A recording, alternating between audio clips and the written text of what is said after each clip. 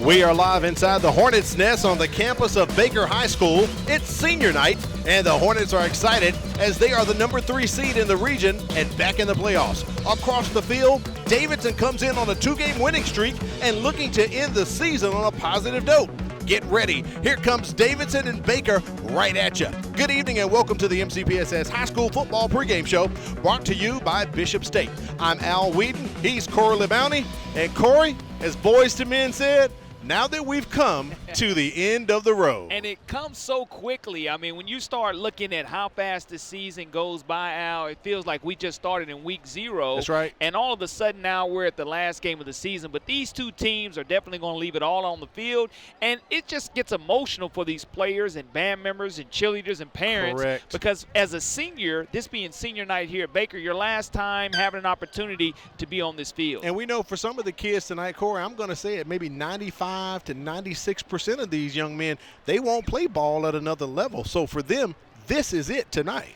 Nothing like the high school experience, and as a graduating senior in 2022, you can say you lived through the COVID era as well as post-COVID, and it's a situation to where you're just happy that you were able to play high school football for 2 consecutive years. All right, we do have one last game on tap for you. It is Davidson versus Baker. So, Corey, let's get to your last checklist of the season. What can we expect out of both of these teams tonight? Davidson has to attack the Hornets' nest. What do I mean by that? Head football coach at Davidson, Rick Cawley, is going to roll the dice and just give it everything he has in regards to going for it on 4th down also.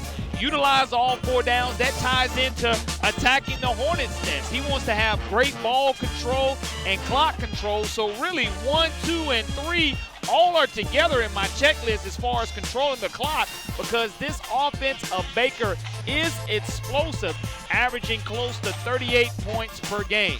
When you look at Baker, they must stop the run, because that's what Coach Cawley wants to do. He wants to run the football effectively, and he has the running backs to be able to do so. Justin Poe is a workhorse along with Derek Butler. They must also sting the secondary. You can look for Chase Calcagney to call up some plays where they're passing the football early and often, taking those 20-yard kill shots, and stay healthy, because Baker has a playoff game next week, and it's going to be important that you don't limp into the playoffs. That's right. They're going to travel to Auburn next week, so you definitely want to come out of here healthy with no injuries. So that's very important for Coach Norman. But they do want to get the win. You know, it's senior night, and it's the last home game of the season. And speaking of home games, this is our 4th time being here at Hornet Stadium, because Davidson also shared this field this season. We covered them against Murphy early in the year. It's kind of welcome home. You're not used to being on the opposing sideline if you're the Davidson Warriors in this situation, but because of it,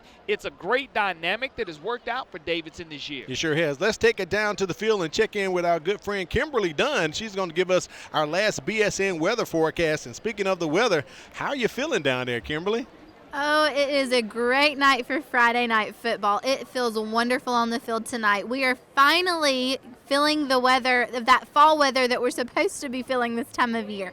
We have temperatures right now at 56 degrees, not 70, 56 degrees, and by the end of the night it will be 54 degrees. And the humidity right now, it's low for Mobile. We're at 72%, and by the end of the night we'll only be up to 80%. We have a very, very slight breeze coming in from the northwest, and it's partly cloudy, so it's a great night for football. Kimberly, last week, Coach Steve Norman, his daughter, was named the homecoming queen at halftime. So last week you covered him. How did he seem this week? I mean, I'm sure he's still on cloud 9, right? Most definitely. He said we are just as excited this week. This is our last home game before we go to the playoffs. And so we're excited not only to just be coming off of that high from last week, but to continue it and going into the playoffs. All right, we'll be checking back in with Kimberly during the ball game. Corey, let's take a look at your impact players for tonight. You talked about your checklist, but who's really going to have an impact in this matchup between Davidson and Baker? Well, if you're the Davidson Warriors, it has to be your running back, Justin Poe. This young man is a senior who has accumulated 1,253 all-purpose yards on the season.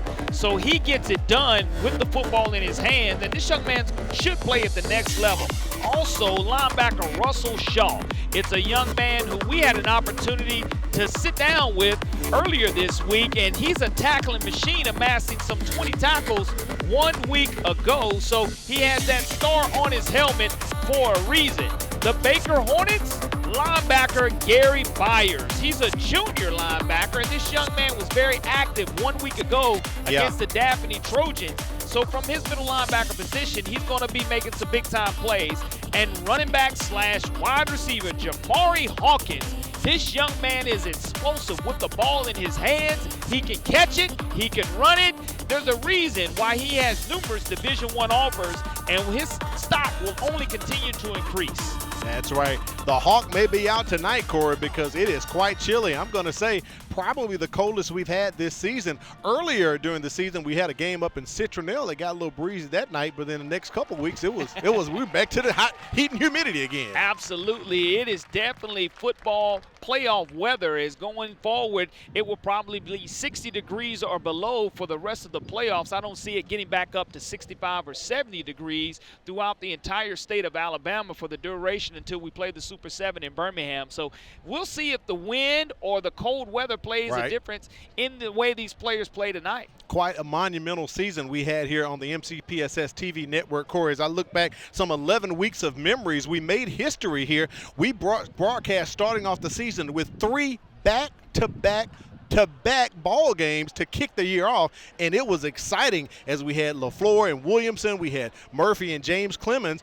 and if you look at it, James Clemens, we didn't know anything about them. Corey, they are undefeated so far this season and ranked in the top 5 in the state, and they may be making a run for a blue map. Absolutely, and if you would have told me in week 0, it was just a great trip for them to come down and get that game in, and because of it, you look here some 10 weeks later, they are 9 or going for 10-0, and that's right. Want to go into the playoffs trying to chase that blue map in 7A. As you think about some of the storylines this season, we got our first time to see Spanish Fort on the network, Blunt and Spanish Fort, and we even had our first ever Saturday game with Blunt and Viger at Last Stadium. It has been a huge year here for the MCPSS TV network. Absolutely. Doesn't get any better than the hard work and the dedication of the crew, who's done an outstanding job getting us, whether it was raining in week 0, pouring down to where we had an hour-and-a-half delay and we're still able to get that game broadcast to everyone. A tremendous job by the behind-the-scenes folks who you never really get a chance to hear or see them,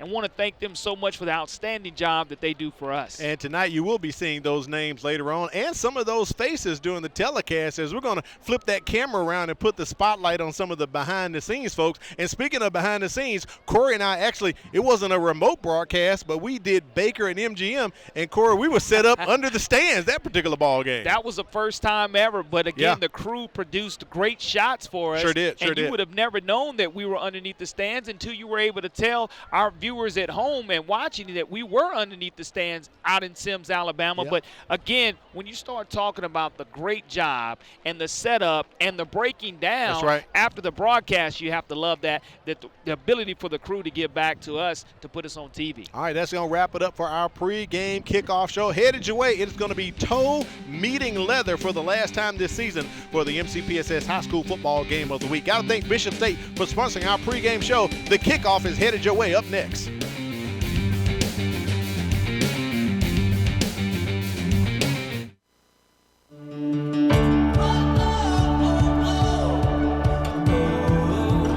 It was just like an extension of home. Bishop give you that outlet to give you a career, a successful career.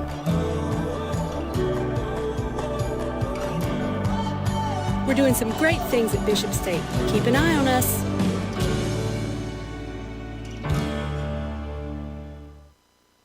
People will always use art for change. I mean, there's just something that's undeniable about the image. You have to be willing to get dirty. It was for real as it could get. You're lost in that moment and something remarkable happened. There's a beauty to that, you know, it's like this discovery.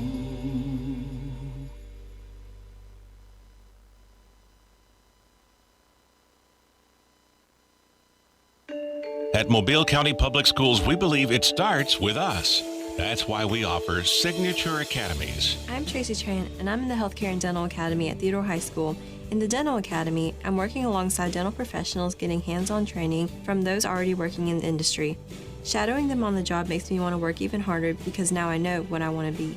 Signature Academies are open to all students in Mobile County Public High Schools. To find out more, visit MCPSS.com. It's a fact. Bullying happens.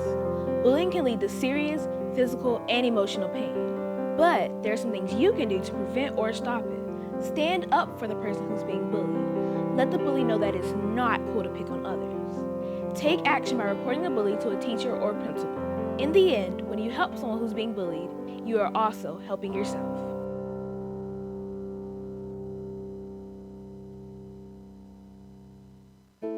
Hello, I'm Katrina Frazier. And I'm Deborah Robinson, and we would like to be your next realtors. As homeowners, we know how confusing it can be searching to find that perfect home that fits your needs and budget. For that reason, it's important to have a reliable partner to represent you and to be there for every step of your home buying process. You'll find the services offered through Berkshire Hathaway, Home Services, Cooper & Company Realtors are second to none. So whether you are buying or selling your home, call us today and let our experience work for you.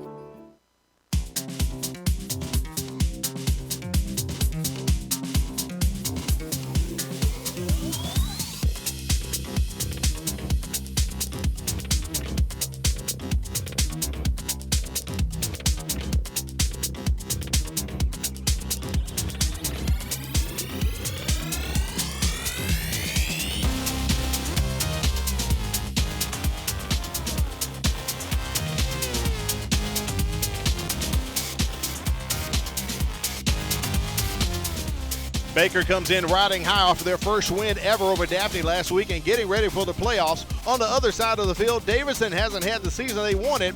They've played hard and entered tonight's contest on a 2-game winning streak.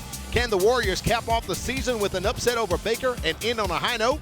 Or will the Hornets pull out their stingers and buzz the Warriors off the field? We're about to find out as we wrap up the 2021 season for the MCPSS High School Football Game of the Week, brought to you by Bishop State. I'm Al Whedon, joined on top of the press box with Corley Bounty. On the sidelines, we have Kimberly Dunn as Adam Gata approaches for our last kickoff of the season, Corey. Really excited that this game is getting ready to occur as far as the last game of the season and what it means to all these players, cheerleaders, and band members. Gata boots it off, taken at about the 5-yard line by the Warriors. On that return, DJ Butler. And we're going to get a look at this Davidson offense coming onto the field. Junior quarterback Bryce Fick leads the Warriors. He's a 43% passer with 2 touchdowns and 4 interceptions. Look for the Warriors to be run heavy with a double dose of senior running back Justin Poe. He's got a 10-yard average, and it'll eclipse 1,000 yards tonight. And sophomore DJ Butler, he's going to hit 500 yards on the ground tonight as well with his 7-yard average. Providing those holes up front is a beefy offensive line, averaging 256 pounds, led by senior left guard Julius Kidd. Kidd checks in at 6'2", 337. Jet sweep as they hand that one off. Going up to get some yards for the Warriors. Justin Poe, just talked about him, Corey. And if you notice, Davidson, they're playing out of a pro set. Fick is under center tonight. A little something and a different type of wrinkle for head football coach Rick Cawley, and you never know what you can expect from him offensively. But again, you're talking about Justin Poe, the 6 foot, 190-pound senior, trying to get to 1,000 yards rushing tonight. So we'll probably get the football and touch it a whole lot tonight. And Baker better be ready to tackle and wrap up. Butler in the backfield. Poe goes into motion. They hand it off to Butler. Bounces off one of the linemen. Heads outside. Gets that first down and goes out of bounds near the 48 or 49-yard line. And Butler's a young man that we had early on in this season, and he has 70 rushes for almost 500 yards, and he does eclipse the 500-yard rushing mark. But again, this 1-2 tandem that the Warriors have, it's going to be very important that the Warriors go ahead and attack this Hornets' nest and run right at him and have great ball control. But looks like they're going to bring it back and say he stepped out of bounds. Yeah, I believe at the 46 they're going to bring him back a couple yards, but he still picks up the first down. I think he only needed 5 or 6 to hit the 500-yard barrier. So on that first carry, he hits it, and it's 1st and 10. Davidson moving near the midfield stripe here in the first quarter. That one goes to Poe, cuts outside, back in, past the midfield stripe right there with the Hornets logo. 2nd and about 5 coming up here for Davidson. Again, this young 1-2 tandem of the Davidson Warriors running game has great explosiveness. We talked about Derek Butler having the burst once he gets past the line of scrimmage, but Justin Poe runs with extreme power, but clock control is going to be critical for the Davidson Warriors. That's something you talked about in your checklist for Davidson tonight. As we said, Bryce Fick is a junior. He's left-handed whenever he decides to throw. And met in the backfield right there by a few of the Hornets as they sting and zap DJ Butler. Malik Esquivel, 5'9", 196-pound senior, makes his 9th solo tackle as far as hitting the running first in the hole. And now you're bringing up a 3rd down and 8 yards to go. You look at him just being able to fill his gap, doing a wonderful job, getting pushed at the line of scrimmage, and a swarm of Hornets come, and now you're looking at a 3rd down and 8 yard to go for the Warriors. Butler takes a loss on that one. One receiver lined up at the top, Isaiah Kaiser. Anthony Rapp goes into motion. Fick rolls to the strong side. He is left-handed and gets that one completed.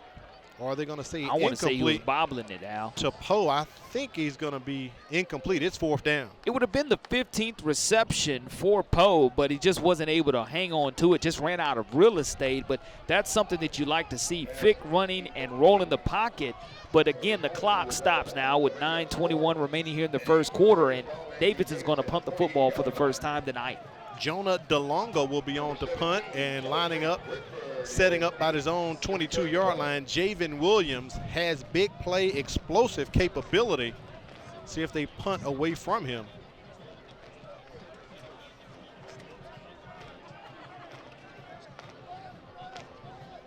Low snap to DeLonga. Baker really doesn't rush him. Probably could have caused some interruption there. But DeLonga gets it, and it takes a Warriors bounce, and it rolls to about the 7-yard line. Look at there, Corey. Absolutely, and you could tell that Baker definitely had the return on because there was no pressure as that football hit the field and hit this grass and bounced around, and DeLonga looked up and said, I still have plenty of time to get it away. Hornets are led by sophomore quarterback Josh Flowers. He's a 68% passer. He's thrown for more than 1,600 yards with 16 touchdowns and rushed for nearly 812 touchdowns. His main targets are 2 talented senior wideouts, Jamari Hawkins, and we just talked about Javen Williams. Hawkins not only leads the team in receptions, he's the Hornets' 2nd leading rusher, and Williams has nearly 600 receiving yards and averages 23 yards a catch with 8 touchdowns on the year. Up front, the offensive line for Baker will be averaging 246 pounds, and we have an injured Warrior down on the field. Don't know if we have a number on him. Don't know if it's one of the special teams guys or one of the normal offensive linemen. Looks like 58 for the Davidson Warriors.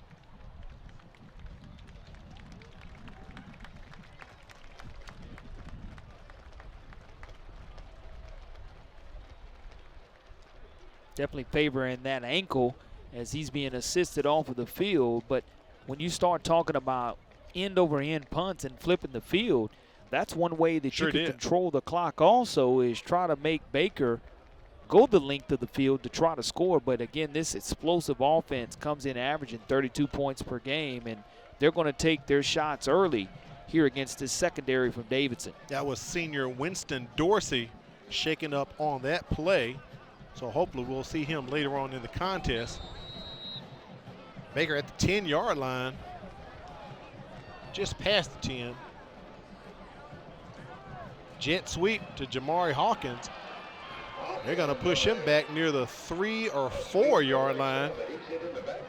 That's going to be 2nd and long coming up here for Baker. And we've seen them in this situation before, Corey, where they're back up against the end zone. When you can't turn that edge, great job of the defensive tackle James Williams, 6'3", 260-pound junior, getting upfield. And when you go ahead and you contain and don't let this powerful and explosive Hornet offense hit the corners, you're doing something that is great. And it's interesting to see. You said here in the shadows of their own end zone that Baker has struggled when we see them deep in their own territory. We'll see if they're able here to go over the top with single coverage on the wide receiver. Handing that ball off to Zion Davis. And he goes nowhere and just hits a wall of Warriors, and that Warriors defense standing up right now. That first wall is going to be Russell Shaw, our young man, 5'7", 210-pound senior, lays the lumber in the hole and just absolutely stood up the running back. And now you're looking at a long down and distance situation for the Hornets. 3rd down and 13 yards to go. See what offensive coordinator Chase Calcagney calls up right now. Baker does have big play capability. Play clock under 10 seconds. Flowers in the end zone. Needs to escape out of there and does. Has a few blocks, gets past the 15-yard line. He's going to be shy, I believe, about a yard or two for picking up that first down. Positive yardage. We saw it 1 week ago when Baker's offense really started to get it in gears when Josh Flowers decided to tuck it and run it. You hear Josh looking down the field, and he goes ahead and decides to go run towards Baker's sidelines. Needed about an additional yard or so to go ahead and get that first down, but we're going to swap punts here on the first possession for each team. Isaiah Kaiser stands near the 45-yard line of Baker. Irby with the punt. End over end. And Kaiser wisely gets away from it, takes a little forward spin there. And they're going to down it about the 38. Take a look at that Baker defense as they come on the field. They play a 3-4. Will linebacker Gary Byers leads the team in tackles. We will call his name a lot tonight. He's getting help from Mike backer Antonio Williams.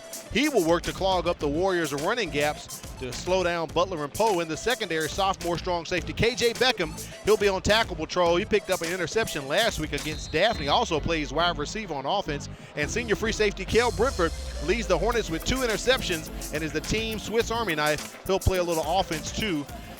Baker averages 226 pounds on the defensive line. Butler with the carry. No gain there. Brought down about the 35-yard line for a loss. Gary Byers, one of our impact players, comes from his linebacker position and trips up the running back in the backfield.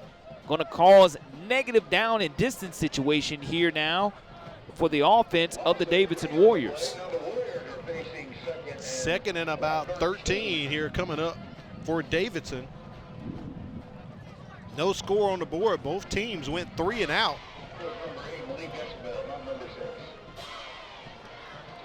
Toss out to Poe. And Poe is cut down by Kel Brentford in the backfield, Corey, for a loss.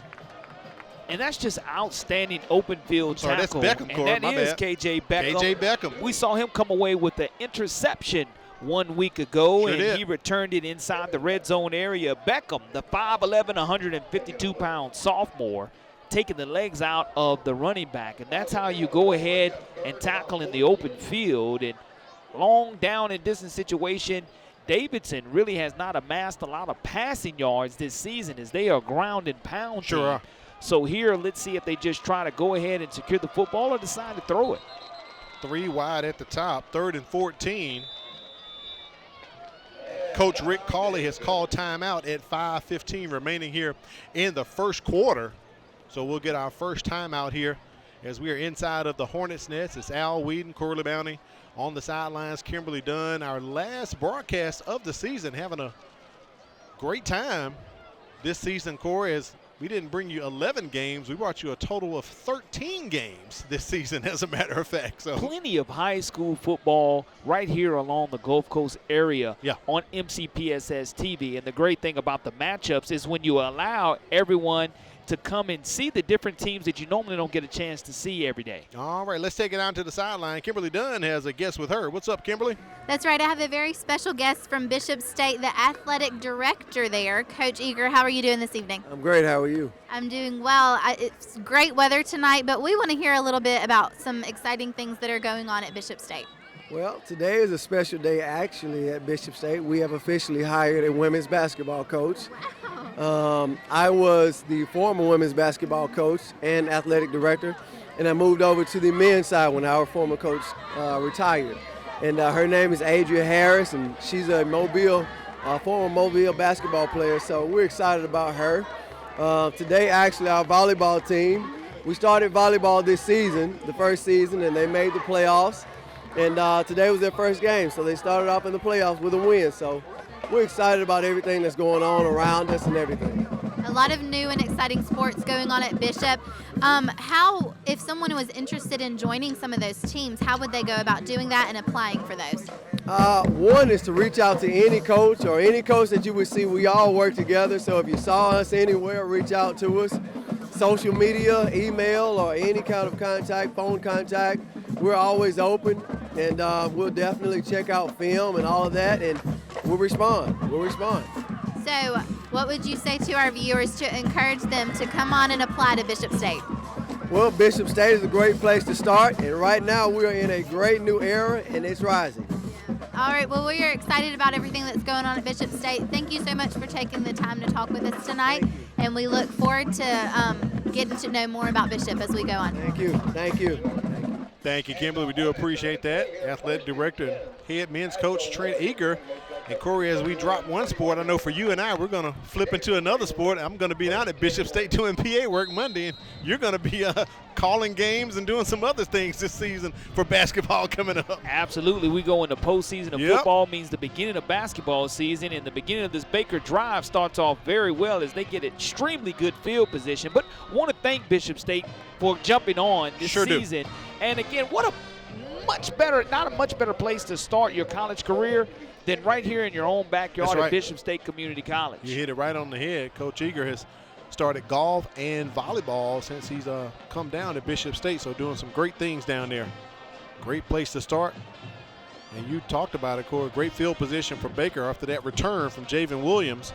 2nd and 5. They complete it to Williams. I call his name.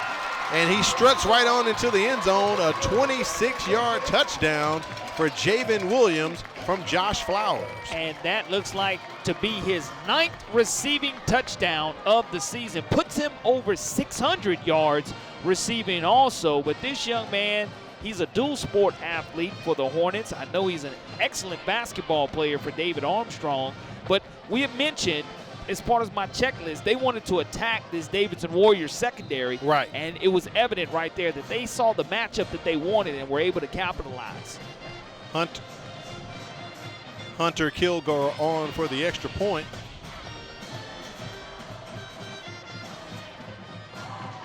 And our first points of the game are up. Baker's on top 7-0. You're watching MCPSS High School Football Game of the Week, brought to you by Bishop State.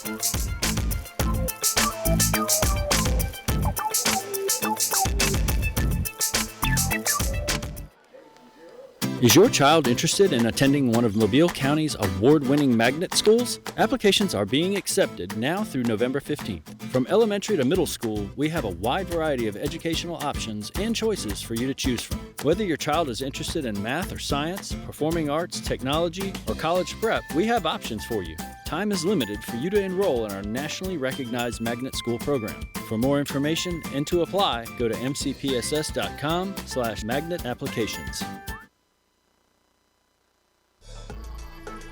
Firehouse Subs. Enjoy more subs and save more lives. A portion of subs purchased at Firehouse will go to the Firehouse Subs Public Safety Foundation. So thanks to Jim and Susie Sherman at the Greenlight Road for providing us with Firehouse Subs as they did all season long.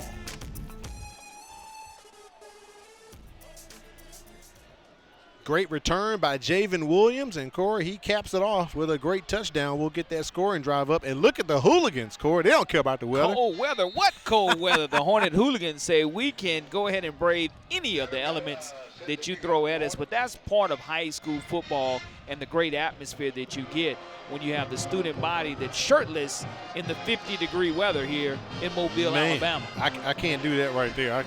I'm doing enough with the polo and the short sleeves tonight, but I can't go shirtless. Return taken by Poe. Gets it up past the 20-yard line and maybe the 23-yard line. As Davidson's going to try to come back on the field and answer. They've had 2 3-and-outs. Davidson comes into the ball game, as I said, riding a 2-game winning streak. Had victories over Bryant and victories over MGM, and trying to cap their season off with a positive note and kind of upset Baker here as well if they can. Well, you mentioned it. Both these teams call this home this year. That's right, sure did. The Hornets definitely are the home team, as this is their stadium, but Davidson calls this home also, and they have a nice crowd across the way also supporting the Warriors tonight. Fink from under center. And speaking of scoring, look at there, up the middle goes DJ Butler, and that's a house call, as you like to say it, Corey.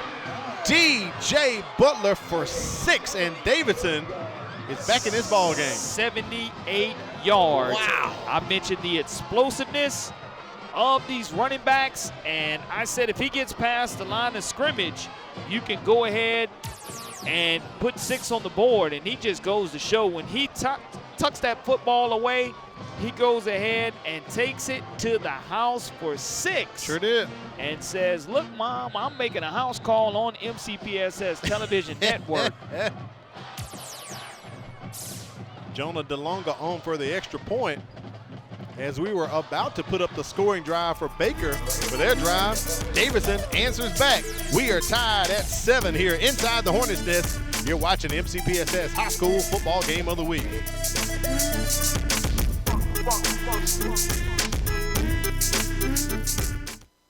If you're looking for fun, fashionable, and affordable jewelry, it's here. It's Paparazzi. We have a variety of colors and styles of bracelets, rings, necklaces, and earrings for all occasions and for every event.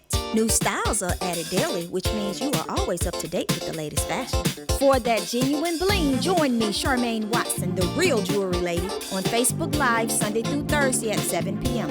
It's cute, it's fun, it's fashion, it's $5, it's Paparazzi. We welcome you back to the MCPSS High School Football Game of the Week.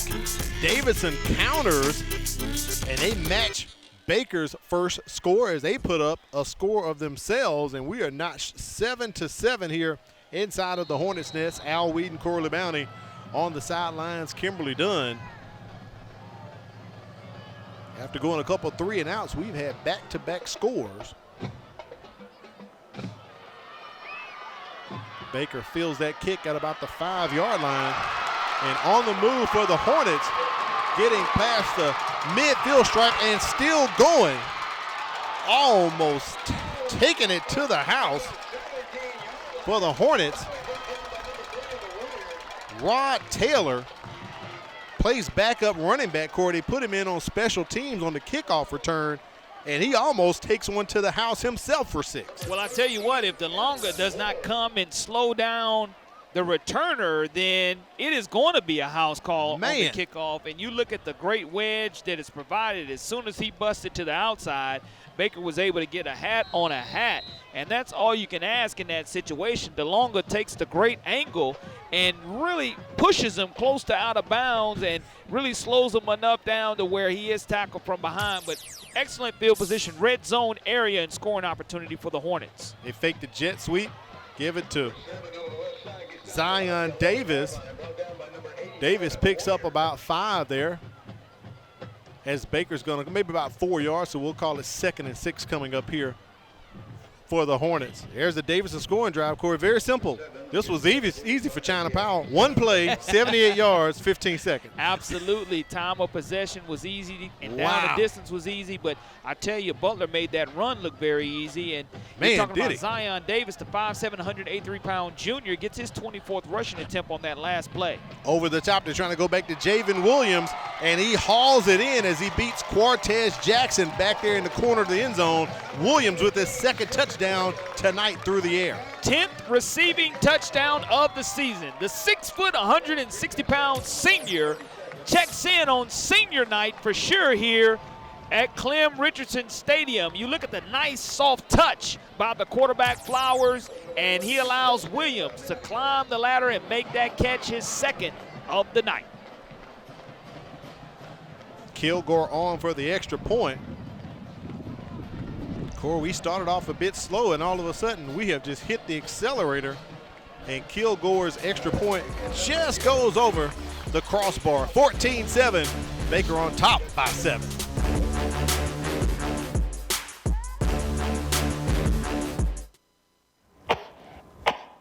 What's the matter, baby? You're not feeling good?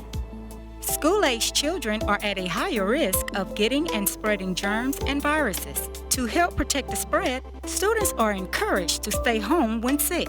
Parents, it's important for your child to remain at home at least 24 hours after they no longer have a fever of 100 degrees or higher without the use of medications. Please help us maintain a healthy learning environment.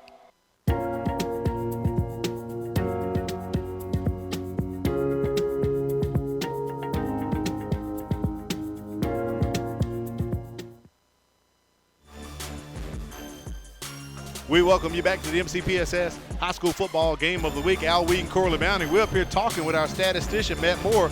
Corey, we don't know if it's 6 or 7 plays, but we've had 3 scores within 5 to 7 plays. We'll put it like that. We opened up the first quarter. Both teams punted the football to one another. Sure then all did. of a sudden now it looks like we've had an offensive explosion here in West Mobile. But Baker, we're going to see if they make those adjustments, and defensive coordinator J.C. Todd on the sidelines preparing here. It starts on what kind of lick can they lay on special teams here on this kickoff. Nice return up to about the 30-yard line, as Matt Moore tells me it was 5 plays, Corey. We've had 3 scores. And we know Baker has the capability. We were here last week as they came back twice, down 10 points in the second half. So, I mean, they can do it. Absolutely. You look at 2 plays, 16 yards, 40 seconds. Wow. And you just mentioned it, how quickly this game is turned. 14-7 is our score here in favor of the Baker Hornets. But you just saw within 15 seconds a nice 70-plus yard touchdown run by Butler. Poe can bust a big one as well. So if they get a hat on a hat, let's see what adjustments J.C. Todd makes defensively. Who said it was cold tonight, Corey? This place is hot here inside the Hornets' nest. Butler tripped up at the line of scrimmage. They may give him credit for one. It'll be second down here for the Warriors.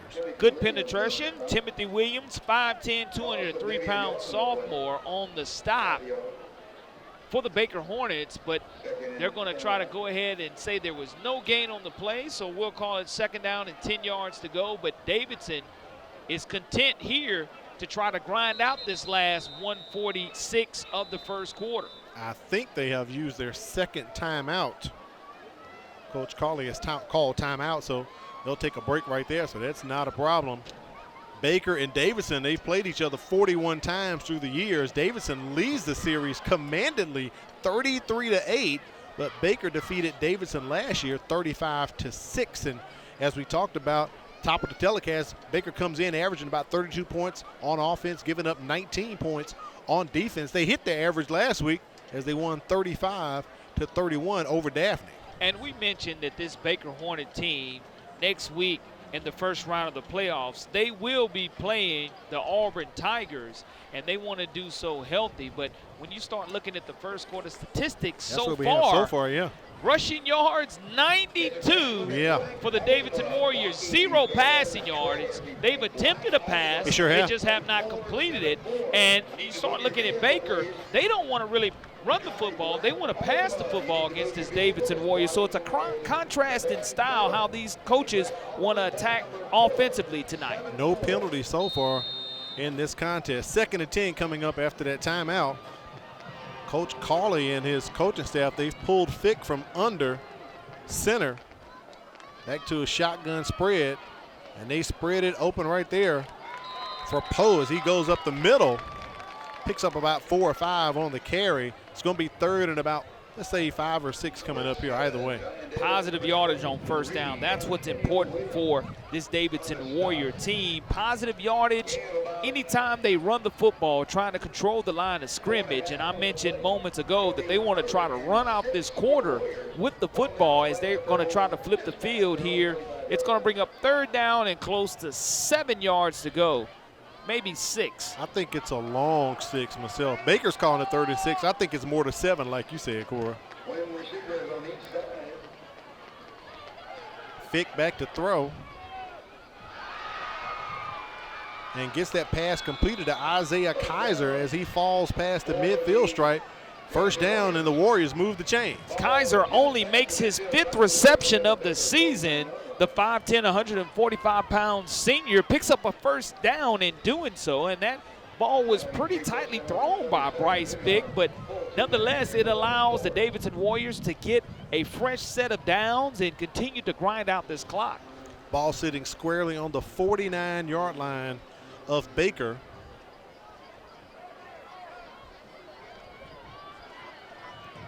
First and 10 for the Warriors. They hand it off to Poe. He picks up a couple. Second down and about 8 coming up here for the Warriors. And I want to mention something about Baker's first-round opponent, the Auburn Tigers of Auburn High School. They're playing IMG Academy tonight, and IMG Academy is always a top 5 or top 10 ranked program in the country. That's true. That's as true. They're able to recruit student athletes from everywhere, and Auburn leads IMG 10-7. Wow, and right now, Baker on top of Davidson, 14-7. That's wrapping up the first quarter. Al Wheaton and Corley Bounty will come back and talk about some more and show you some more action on the other side. You're watching the MCPSS High School Football Game of the Week, brought to you by Bishop State. When we say Bishop State Community College is a great place to start, we really mean it. Want to major in psychology, engineering, criminal justice, English, history, or something else? Take your general education courses with us, then transfer your credits to the four-year university of your choice. Want to learn a trade and go straight into the workforce? We have the programs and the training to help you land a high-wage and high-demand career. Save time and thousands while conveniently taking classes safely online or on campus. Register now, bishop.edu.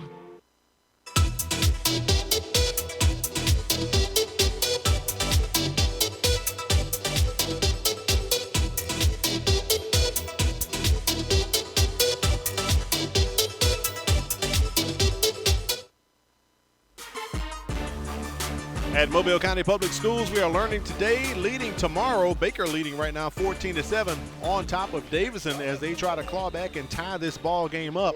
Second down run right there by the Warriors gets them closer to picking up a first down, setting up maybe third and a long 4 here for Davidson. 4-down territory for Rick Cawley no matter what. He said he has to go ahead and extend this contest, and he's going to ground and pound in order to do that. And he allows his offensive line, if they get that Blaine Clausel coached offensive line to get that push at the line of scrimmage, then the backs do the rest. Fick goes under center. They hand it off to Poe. He gets the first down, loses his helmet, so he'll have to come off for one play as he stands up and points. First down for the Warriors. And just the toughness of the young man. He had his helmet ripped off of him, but he was able to pick up that first down. And I mentioned, you know, they have a great kicker who does all the special teams work in DeLonga. So I saw him in pregame kicking 52 and 53 yarders. Wow. So he does have the leg in order to kick that. So when you start talking about picking up another 5 or 10 yards, DeLonga's in field goal range already. Yeah, makes a big difference, especially in high school. Ball just inside the 35-yard line. They hand off to the other back, Butler, as the Hornets collapse on him right at the line of scrimmage. I believe no gain on the play. We'll call it 2nd and 10 coming up here for Davidson. Jason McMillan, the 6'2", 220-pound defensive lineman on the stop for the Baker Hornets. It may be senior night for Baker tonight, Corey, but across the way, Davidson has brought a good contingent for this last ball game of the season. Absolutely. I think that they're thinking that this is their home game the way that they're across the way. Butler on the run, gets up to about the 30-yard line. It'll be 3rd and long coming up here for the Warriors. Davidson down to 1 timeout remaining here in the first half. Quincy Horn on the stop, the 5'8", 165-pound sophomore from his linebacker position. And I mentioned you get into this type of territory, 3rd down and 6 yards to go. Coach Conley does have a great field goal kicker, but again, I think that he'll go ahead and roll the dice and go for it on 4th down I'm sure he would.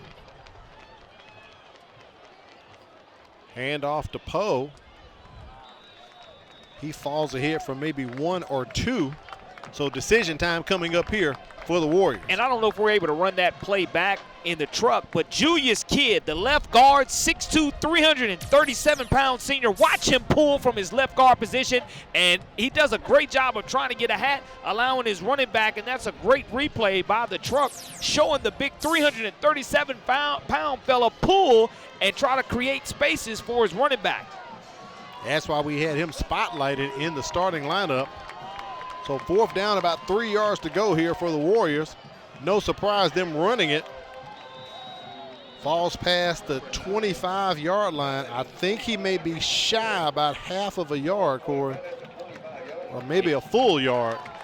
So Davidson cannot convert 4th down. And he goes to pull again, and he just wasn't able to get out in front of his running back. But I mentioned that Coach Cawley is going to go for it on 4th down because he wants to control the clock, and he has a great kicker, but in that situation, you have the gut feeling in talking with him in our meetings earlier this week that if it did get down to 4th and short or 4th and long, he still was going to go ahead and go for it. So it does not work for them, but at least the ball is still semi-deep in Hornet territory. They're not going to take over on their own 20, but it's going to be right at their own 25. Right at the 25, 1st and 10. Hawkins goes into the backfield. They hand it off to him. He's following behind the guard. Gets past the 30-yard line. Nice run by Jamari Hawkins. 2nd and short coming up here for the Hornets. Anytime you're tackled by the secondary members, you know that that's a problem when you get to that second level. So 7-yard gain on the play by Hawkins. And I mentioned he is a multi-purpose player playing wide receiver as well as running back. And Coach made the decision a couple of weeks ago to just go with our ball hawk. And we want the ball to be in our best player's hands at all times. Hand that one off to Taylor. He barrels forward, picks up the 1st down, gets up to the 41-yard line. Baker on the move, picking up their 1st down, picking up 1st down right here.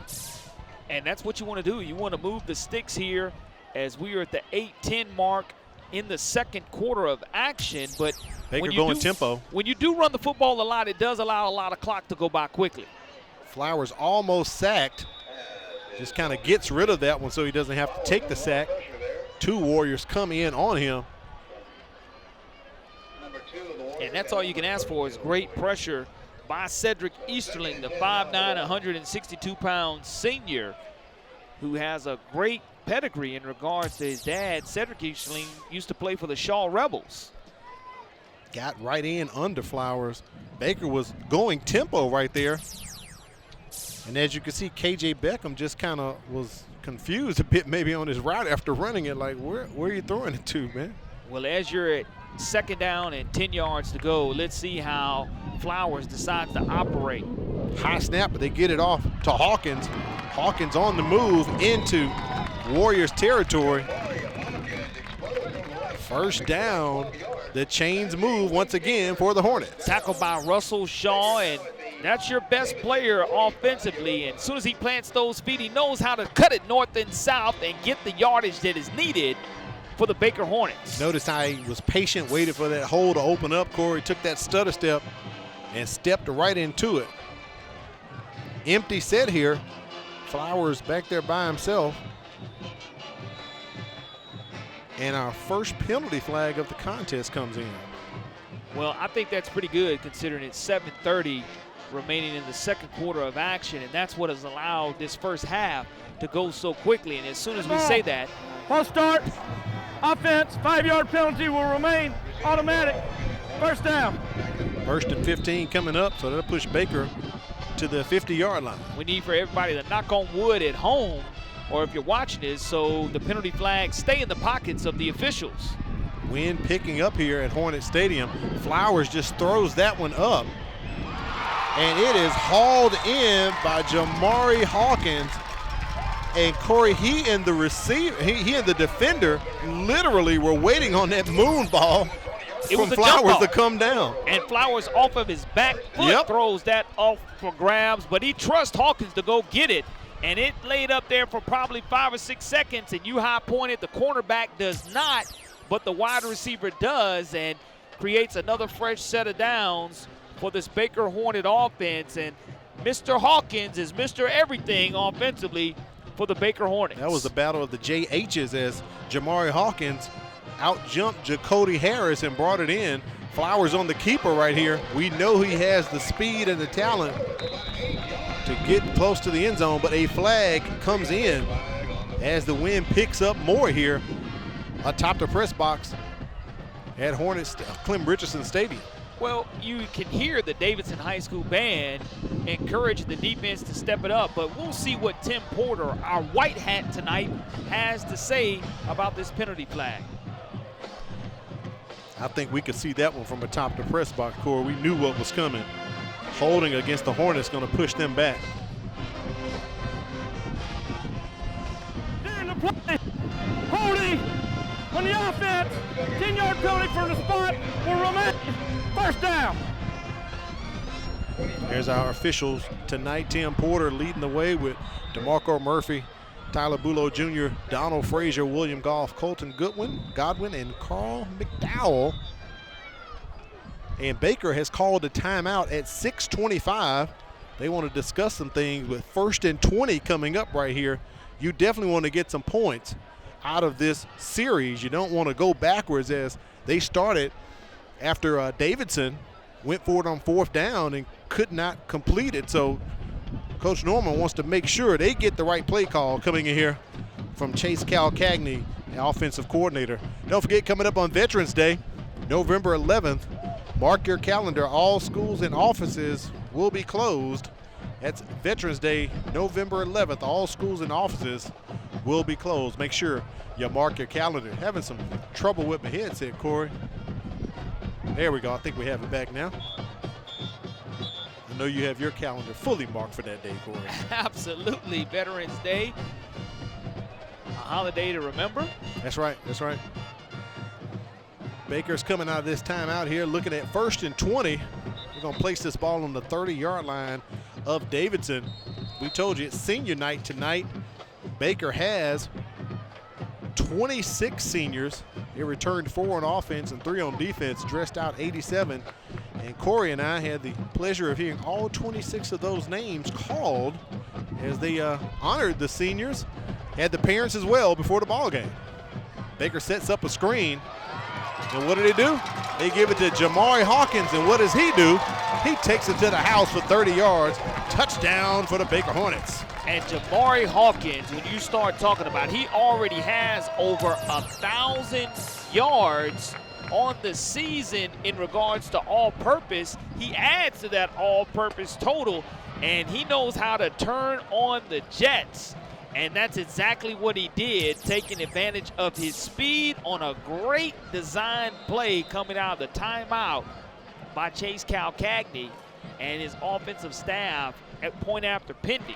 And you can see the reason why Coach Norman wants to get the right play call in a situation right there. You can draw up something and get some points. Baker extends their lead by 14. They're on top of Davidson. You're watching the MCPSS High School Football Game of the Week, brought to you by Bishop State.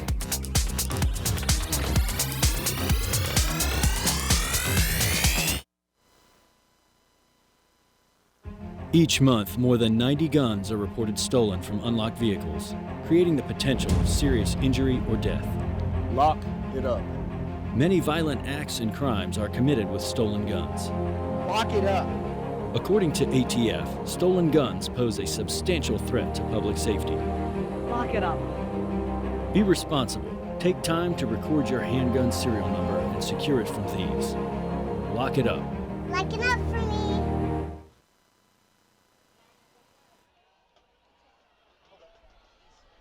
We welcome you back to the MCPSS High School Football Game of the Week. Al Whedon, Corey LeBounty, Kimberly Dunn on the sidelines looking at some numbers. So Josh Flowers, 4 for 5 through the air tonight. 3 touchdowns, Corey, for 99 yards. That's what he's done just himself as quarterback. Well, I mean, you know, you're only going to be as good as your wide receivers catching the football that you throw, especially that jump ball that he threw where Hawkins went up and got it, and he was able to cap it off with catching that screen pass and going and making another house call, which I do believe is his 8th receiving touchdown of the season for the Baker Hornets. So this young man has tremendous versatility, and we'll continue to hear from Josh Flowers as the quarterback moving forward for the Baker Hornets also. Interesting, these two teams playing each other this week. We talked about it earlier in the contest. Josh Flowers recognized as the Crichton Optimist Club Offensive Player of the Week, and Defensive Player of the Week was Russell Shaw. So interesting, we had a chance to see both of these young men this past week. Yeah, I kidded with Russell Shaw's mom. I said, well, let's see if your son is smiling during the game or whether he puts his game face on and that warrior paint and wants to go ahead and tackle. Wanted to make sure he didn't tackle him early at the luncheon last week because, you know, we had a game to be played on Friday, not Wednesday after we were eating. There's that scoring summary right there, 5 plays, 75 yards. Used up 2 minutes and 46 seconds. And ironically, Corey, they both sat at the same table and were on very good behavior, those young men. Absolutely. That's why I said I didn't know if they were going to go ahead and get the game started early Wednesday or not, but it's a great contest tonight. Vic hands that one off to Butler as he falls past the 25-yard line. Davidson continuing to run. And, folks, that is not Corey and I breathing into the microphone. That is the sound of the wind hitting our natural mics on the field tonight. It's very windy. And not only is it windy, you're talking about the temperature at game time. Kim did the BSN forecast, and 57 degrees currently, but it is starting to become extremely breezy atop the press box area. There's a shot of me right there. You can see Matt Moore and China Powell, they're all wrapped up. I'm trying to tough it out, Corey. It's the last ball game of the year, man. Big ups to our man Bubba on the shot right there. Look at the spin move from Butler as he spins twice and gets to the 35. They picks up a first down on that run. This young man shows you that there's going to be a very bright future moving forward for him as he hits the spin button. Look at Butler, goes ahead and presses the hole and decides to hit the circle button. Boom. Keeps his balance and goes ahead and picks up additional yardage for this Davidson Warrior offense. The young man only a sophomore, so looking forward to calling his name the next couple of years. That's right. Along with Josh Flowers. So we have some great underclassmen who are participating here in this game particularly. 2-by-2 receivers for Davidson. They're going to go back with the run to Butler once again. Coming up at halftime, we'll have our last Chick-fil-A halftime trivia challenge. Kimberly Dunn's going to try to get one last winner, climb into the stands and pick a spectator, give them a question, and put the answer in multiple choice form, and hopefully they'll get it correct and win themselves a Chick-fil-A prize pack. So got to thank Chick-fil-A for everything they've done for us this season here for the MCPSS High School Football Game of the Week. Second down and about 7, maybe 8 coming up here. We'll call it 8 since Baker's going with 8. 2nd and 8 here for the Warriors. 3 receivers to the top this time. And Justin Poe in the backfield with Fick. They hand off to Poe. Davison showing the look of pass, Corey, but continuing to run. Gary Byers on the stop for the Hornets, but you're exactly right. I love the press coverage by the corners. And what it is going to make your defensive line and linebackers do is make the play, because you're in press coverage as a defender. You're trusting your defensive line and your linebackers to go ahead and make that tackle. And Davidson's trying to get that push. And we mentioned earlier in the year, offensive line coach Blaine Clausel has a great pedigree himself. Sure does. He's a Baker graduate. He's a Baker graduate, Corey. So this game definitely means a lot to him, being a former Baker Hornet. Fick with the quarterback keeper snatches it out of the belly of Poe and slides near the Baker 41-yard line. Good play call right there by the Warriors. And a great job. You're not expecting the quarterback to keep that. The 5'11", 170-pound junior says, look, I have 64 rushing yards attempts on the season for over 215 yards. I may not be a 1,000-yard rusher, but I can at least move the sticks when you're not paying attention to having great eye control as a defender. Nice job on the read option there. First down, ball on the 41-yard line of Baker. Fick throws out. They set up the screen. Poe can't go anywhere as he is wrapped up. No gain on the play. Second down and long coming up here for the Warriors. Here with 2:40 remaining in the second quarter of action, I wouldn't be surprised if Davidson just tries to go ahead and run this football out. Power and smash mouth football, trying to go ahead and cut into this 21-7 lead somehow or another. Maybe a long field goal attempt. Right. With 2 minutes remaining here, you want to go ahead and try drain the clock and not give Baker back the football for sure. In addition to the Chick-fil-A Halftime Trivia Challenge, we'll take a look at our last Alabama Sports Writers Association state poll, plus give you the playoff matchups for our local teams here in Region 1 in Class 4A, 5A, 6A, and 7A. And a player, I wonder if it's the running back. No, one of the defensive players, Gary Byers, loses his shoe, Corey. He's putting it on right now. And Tim Williams does a good job of getting in the backfield, but now with the clock continuing to run down, we'll see if a timeout is called to go ahead and give your offense an opportunity to have even more time to score before the quarter ends. Well, Coach Norman playing the chess move, he calls timeout, Corey, because he's looking at 3rd and 11. Davidson has one timeout there on the 42, so let me use a timeout, try to get the ball back. We know they can score quick. We've seen it happen before. I'm not surprised at this move right here by Coach Norman.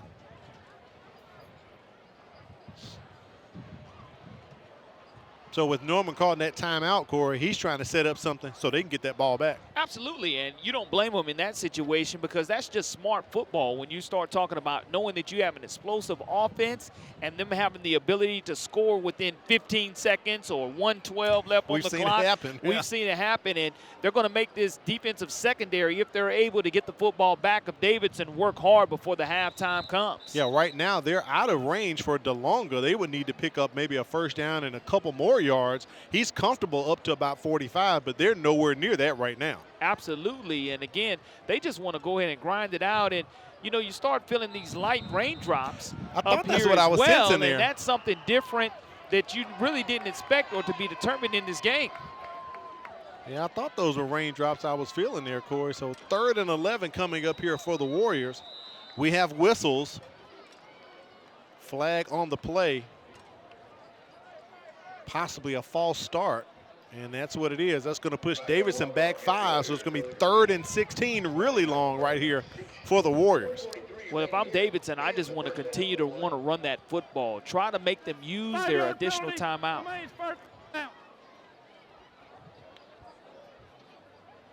They're going to place the ball here at the 47 of Baker.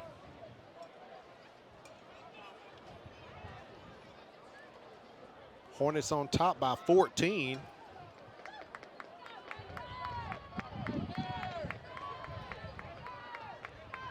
Two-by-two receivers once again for the Warriors. And Fick unloads, trying to catch up with Isaiah Kaiser. And that ball knocked out by Kel Bridford. Incomplete, and it stops the clock, Corey. Bridford, the 5'8", 157-pound senior with a nice pass defense, and it will put the Davidson Warriors in a situation to where they will give the football back to this explosive Baker Hornet offense. And one thing that when you have senior night, they did have a black light pep rally today at Baker. Yes, they did. And the student body was very excited about that. And anytime you have the neon glow sticks out at a pep rally, I think that just goes to show the type of excitement that can carry over to senior night. DeLonga trying to kick it away from Javen Williams. We have already seen what he can do tonight with one long punt return, but he runs over and fields it. So I think they're going to down him at about the 30, but there's a flag on the far side, right on the 30-yard line. Let's see what Tim Porter and the crew come up with here.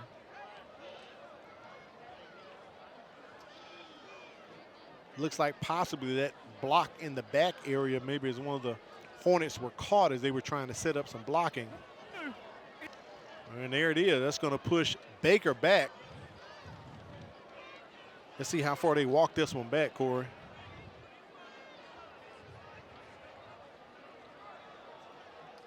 So Baker will take over at the 21-yard line. But keep in mind, they scored a 77-yard play already tonight. So having the ball at the 21, you know, what if you're Coach Carly, what am I picking my poison here? What you want me to do, man? If I'm defensive coordinator John Lambert, I go ahead and get in my prevent defense because I'm not letting anything beat me over the top, especially with Josh Flowers' great arm strength that he has, because it's going to be a track meet on this first kill shot. Setting up the screen. That pass almost intercepted by the Warriors at the line of scrimmage. Wow, that would have been huge. James Williams almost brought it down, Corey. Yeah, the big paws of the big defensive tackle gets his hands up there and tries to get him a pick six the hard way from his defensive tackle position, but the 260-pound junior did knock it down. But let's see here if there's going to be some vertical routes run with no help here at the bottom of the screen, close to a 7-yard cushion given. You can see Baker trying to set that screen up to Hawkins. Flowers has plenty of time. If he can escape, throws it over the top. I believe he was intended for Javen Williams, but behind him was Jamari Hawkins, and they're talking like, no, the ball was for me. It was, no, it's for me. It was for me. They're in the Two guys in the same area. Yep. And even if one of them would have not let the other one catch it in regards to just putting their hands down, it would have been intercepted. It would have been an opportunity to run some 60 yards with blockers down the field. But you go for 2 passes right here, which is what I expected Chase Calcagney to do. Now you're still in an empty backfield situation to where you're going 5 wide receivers. 65 seconds remaining here in the first half. Flowers has time again. Almost stepped into the pocket to step up. Finds Hawkins in the flat. And he gets out of bounds at the 44. Very smart of Jamari Hawkins. That stops the clock and moves the chain. More importantly, you do move the stick. And look at Josh Flowers continuing to keep the play alive. And you're looking at the offensive line, give him just enough time to flick his wrist. And you see the type of arm strength that this young man has. And Hawkins, with his stiff arm high, goes ahead and gives his team an opportunity to continue to march down the field. 1st and 10 ball at the 45-yard line of Baker. Empty set once again. 5 wide. And he drills it to K.J. Beckham. He makes a stutter step, and he could take this one 10-5. K.J. Beckham scores a 55-yard touchdown pass play. That is Flowers' 4th touchdown pass tonight, Corey. But again, it's a great job of the offense going ahead and trying to expose the secondary of Davidson. That's one of the things that was on my checklist. Flowers steps into this throw, and that's an even better grab by the wide receiver who knows exactly what he wants to do with it. And Beckham has his 4th receiving touchdown of the season, his 13th reception. So you're looking at 13 receptions and 3 touchdowns. That's not too shabby. That's not. Especially when you talk about running your 2-minute offense. When you were Davidson giving Baker the football back, you kind of knew that that was probably going to happen. And when you start looking at one of the things that Davidson needed to do, they needed to attack the Hornets' nest. Well, they tried to do that earlier. They needed to utilize all 4 downs. We saw them do that and go for it on 4th down and control the clock. In that situation, they did not, because Baker, when you look at what they needed to do, they did stop the run. Sure did. They needed to sting the secondary. That's exactly what that touchdown equated to, and they needed to continue to stay healthy. So, again, just going after that secondary here with less than a minute and a half remaining in the second quarter helped put 6 more points on the board for the Baker Hornets. Kilgore's extra point was no good, so the score is now 27-7. Baker on top. Corey, we talked about it. Coach Norman called that timeout. We told you they could score quickly, and they were down with 1st down incomplete, 2nd down incomplete, 3rd down. They get the 1st down. Next play, boom, they're in the end zone. Just the explosiveness is what's going to be fun to watch next week versus the Auburn Tigers of Auburn High School, because Auburn's going to come in and try to take away Hawkins and Williams and try to get Flowers pressured. If they're not able to do that, This young man has the ability to pick you apart, and the great route running, coming back to the football, knowing the timing is great by this team is special here. If you're Davidson, you want to make sure you don't turn this football over with 41 seconds remaining here on the kickoff, or make sure when it's handed off, you don't turn the football over either. Correct. Do not want to do that. Adam got on for the kick. Just kind of squibs it right up the middle. One of the up guys is going to take it for Davidson. And he gets it past the 41-42 yard line. Got to let you know that spring registration is open now at Bishop State Community College. The temps have cooled and fall is in the air, but Bishop State is already thinking about the spring. Spring registration is open now for all students. Their team is ready to help you get registered for the spring 2022 semester. So stop by the campus during regular business hours, and they'll be glad to assist you. If you have any questions or want to know what programs they offer, visit the website bishop.edu.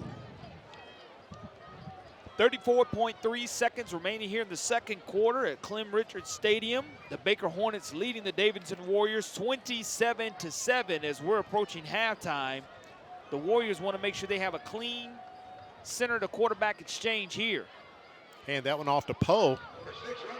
Works his way up to about the 35-yard line of Baker, picks up the first down, and most importantly, Corey, gets out of bounds to stop the clock. Positive yardage again. Butler and Poe are two explosive backs, and any time that you don't wrap up, these young men can make you pay, but that's a nice run for the Davidson Warriors, getting the football right to the 37-yard line of the Baker Hornets with 25.6 seconds remaining. Some slight sprinkles starting out here inside of the Hornets' nest. They're going to place it at the 37. Say he stepped out at 37. Go back to Poe once again. Picks up a couple. And it looks like Coach Carley's going to burn that last timeout, Corey, and discuss some things at 16.8 seconds remaining. Maybe they'll try to throw one quick, set up something outside, and bring out DeLonga to attempt a field goal. Well, here's the biggest thing, Al. You know Sunday is Halloween, so is it trick or treat? That's right. By Rick Carley trying to go ahead and dig into his candy bag here almost at the 31st of October. Let's see what happens. Coming up at halftime, don't forget the Chick-fil-A Halftime Trivia Challenge.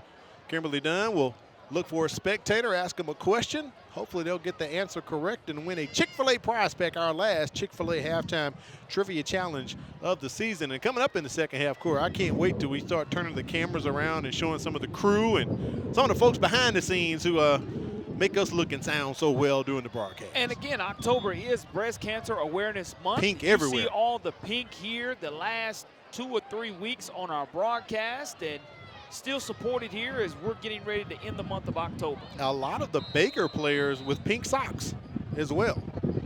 So here it is, 2nd and 9 coming up. Let's see if it's trick or treat, Corey, as you said.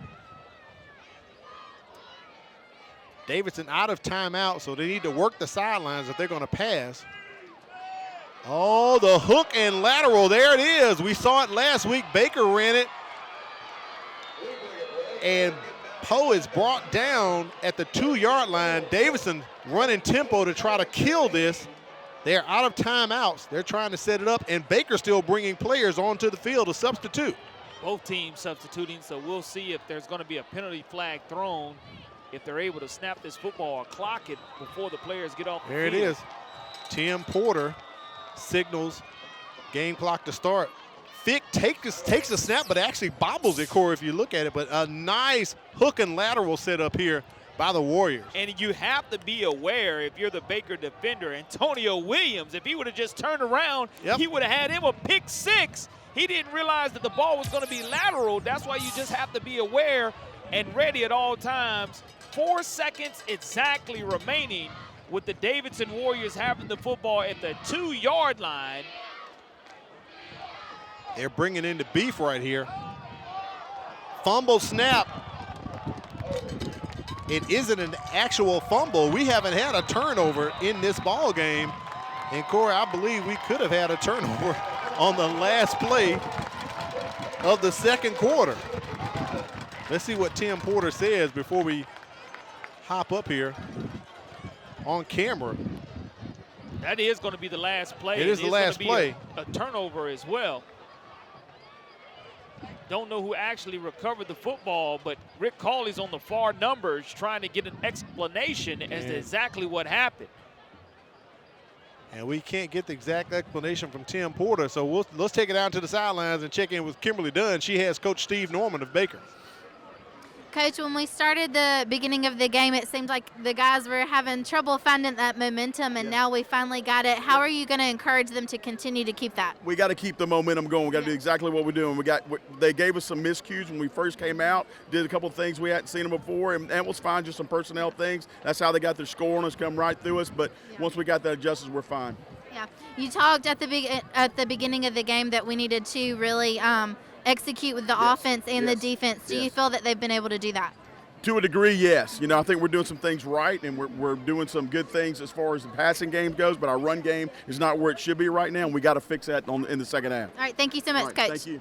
Thank you, Kimberly. We do appreciate that. Corey, hopefully we can get her to talk to Rick Cawley. They were ready to score, but they weren't able to with some execution problems there. Baker on top 27-7. It is halftime here inside of the Hornets' Nest.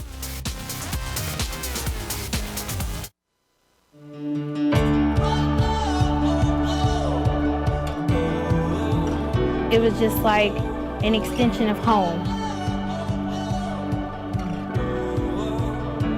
Bishop give you that outlet to give you a career, a successful career.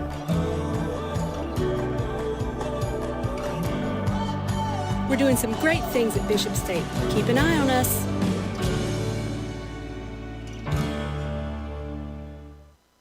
Is your child interested in attending one of Mobile County's award-winning magnet schools? Applications are being accepted now through November 15th. From elementary to middle school, we have a wide variety of educational options and choices for you to choose from. Whether your child is interested in math or science, performing arts, technology, or college prep, we have options for you. Time is limited for you to enroll in our nationally recognized magnet school program. For more information and to apply, go to mcpss.com/magnet applications. This is a program for any middle school student who's actually behind. This opportunity offers kids a chance to do 2 grades in 1 year.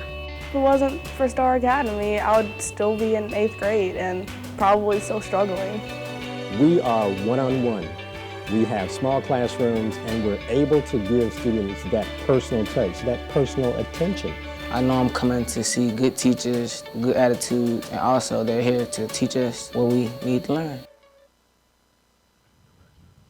We welcome you back to Clem Richardson Stadium. It is now time for halftime. We're going to take it down to the field and listen to the Davidson Warriors marching band.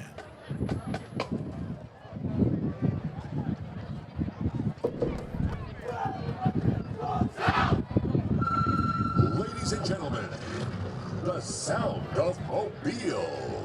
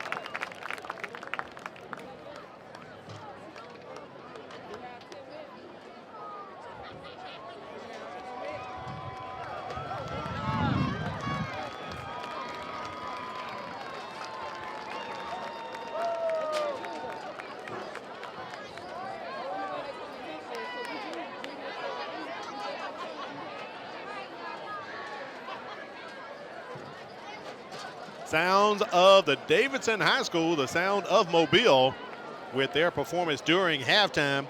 Getting ready to check in for the Chick-fil-A Halftime Trivia Challenge. Let's take it down into the stands with Kimberly Dunn. We're here with our Chick-fil-A Halftime Trivia Challenge, and I have someone very special with me tonight, a senior here at Baker High School, and it is senior night. What's your name? My name's Isabella Norman. All right, are you excited? Oh, are you Coach Norman's daughter? Yes, and you were crowned homecoming queen last week. Oh, congratulations. Your dad was so excited. We were excited. It was a great win, and it was a great weekend. It was an awesome weekend. Okay, so you're going to be going off to college soon. Where do you want to go to college, and what would you like to major in? I'm going to go to Auburn University and major in construction management. That is so funny because next week or coming up, your dad and your football team will be going to play at Auburn High School for the playoffs. So maybe you'll get to tour while you're up there? Maybe so, hopefully.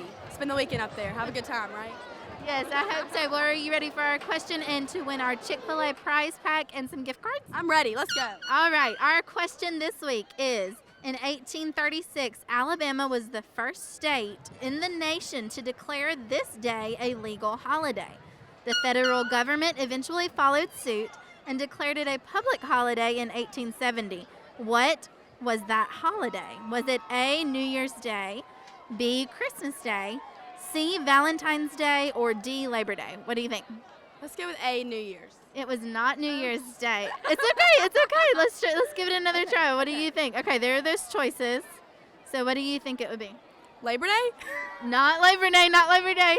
That was my first guess. You're so close. You're so close. So close.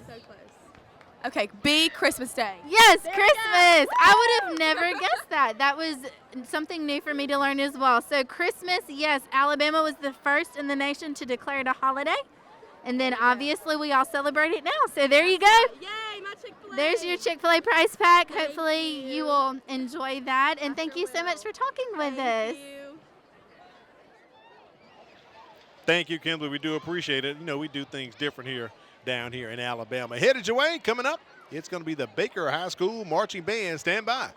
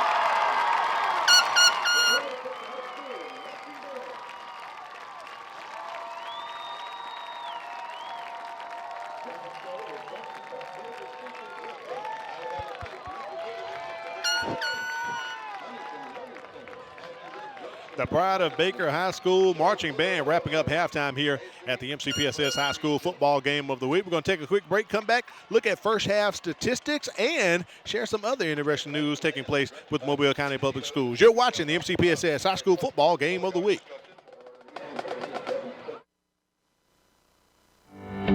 If you look at the numbers, Mobile County Public Schools is making great strides. With more than 53,000 students, 7,000 employees, and 90 schools, we are consistently increasing our four-year graduation rate and our first-class pre-K program. We continue to strive for national recognition and continue to prepare our students for the global workforce. And we do all of this with one goal in mind, to equip and empower college and career-ready graduates. Mobile County Public Schools. We're learning today, leading tomorrow.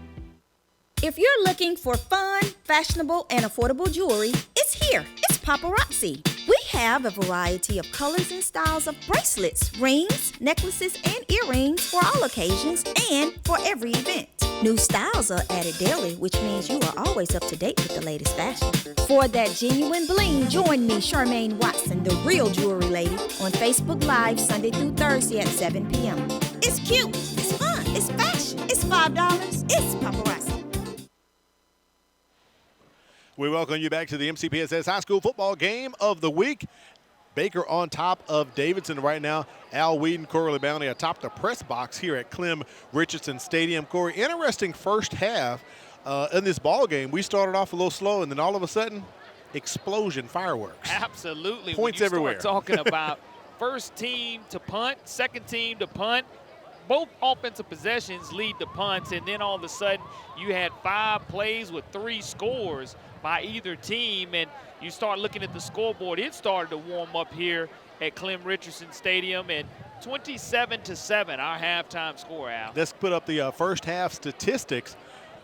As you look at it right there, Corey, the exact opposite, what you talked about. We gave an early statistic look in the middle of the first quarter, and look at the opposite of the numbers of passing and rushing between the two teams. Well, it's clearly a contrast in style. One team wants to run the football, the other team wants to throw the football, and neither team turned the football over. We saw a great goal line stand right before the half by Baker that took 6 points off the board for Davidson, where you thought they were going to punch it in, but see what Coach has to say about it. Yeah, speaking of that, let's take it down to Kimberly Dunn. She's not quite ready yet, trying to catch up with Coach Rick Cawley, because that's one thing we were talking about, Corey. They almost had a chance to get some points on the board with their hook and lateral. As a scoring summary, 27 points put up by Baker in the first half. Davidson tried to answer late in the second quarter, but could not convert.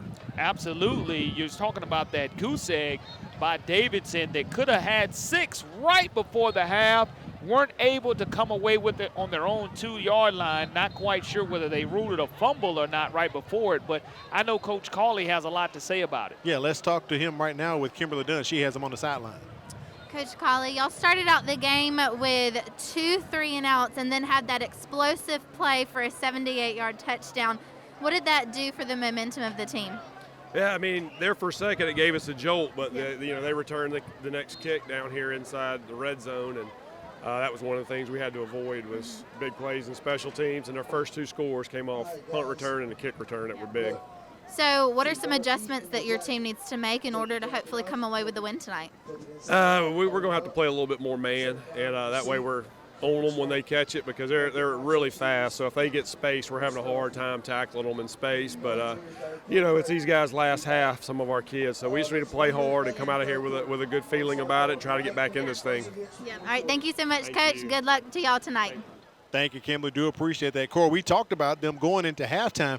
Drew up a great play call with the hook and lateral. Fick gets downs in, and I talked about how the center quarterback exchange didn't go too well, and the next play when they're setting up to score, same thing happens. Absolutely, and that's just something that I know that Davidson would love to have back on the scoreboard in regards to them scoring 6 points, especially being at the 2-yard line, but weren't able to come away with it. Now, here in the second half of action, we'll see how explosive this Baker Hornet offense decides to be in regards to how they want to handle the passing ability, that is the Davidson secondary, because that's where this offense feels that they can attack from a Baker standpoint, is the secondary of Davidson. And we saw that with equivalent of 3 touchdown receptions, maybe even 4 here in the first half, definitely 3 in the first half of action. We know Baker is qualified for the playoffs, trying to win them a championship, but we have some local champions we need to show. We tried to get it on last week, but, man, the ball game was so good. But a big shout-out over there to Scarborough Middle School. They are the 2021 middle school football champions from the Mobile County Public School System, Corey. Head football coach Josh Harris, a young man who is a product of the Mobile County Public School System in Blount High School. Left-handed quarterback, coached with his dad and his brothers, so congratulations to Scarborough Middle School. Absolutely, and we got to put you in on a little tidbit now. Some of you may not know that, but, Corey, we couldn't do this job. We didn't have our statisticians, China Powell and Matt Moore. But we've heard of Alabama and Auburn. We've heard of Alabama A&M and Alabama State, the Magic City Classic. But coming up Monday, Scarborough and Pillins are going to have a little basketball competition, and our buddy Matt Moore is the coach over there for the Lady Palmer Pillins, and China Powell, the head coach for the Lady Scarborough. So they're going to be going at it Monday, man. I love it. I love it. And it's going to be, I don't know who's going to win. We'll flip a coin. Right. They're definitely chomping at the bit. It's they've Friday been talking night. noise all night, man. But it's all about that hardwood action. And if you have a chance to go out and support middle school basketball, we encourage you to do so. I do believe those games start at 3:30. So that'll be a 3:30 and 4:30 basketball game. You'll be able to support MCPSS. Definitely do that. And our statisticians who have done an outstanding job the entire season. Oh, man, when I say they make us sound good too, Corey. They give us all the information, all the little nuggets and stuff that take place. And Baker trying to take this one to the house to start the second half. One of the up men for the Hornets on there looks like Julius Rogers. Number 12. Make sure we get the right number here, Corey. I don't think that's Rogers right there. He's wearing number 12.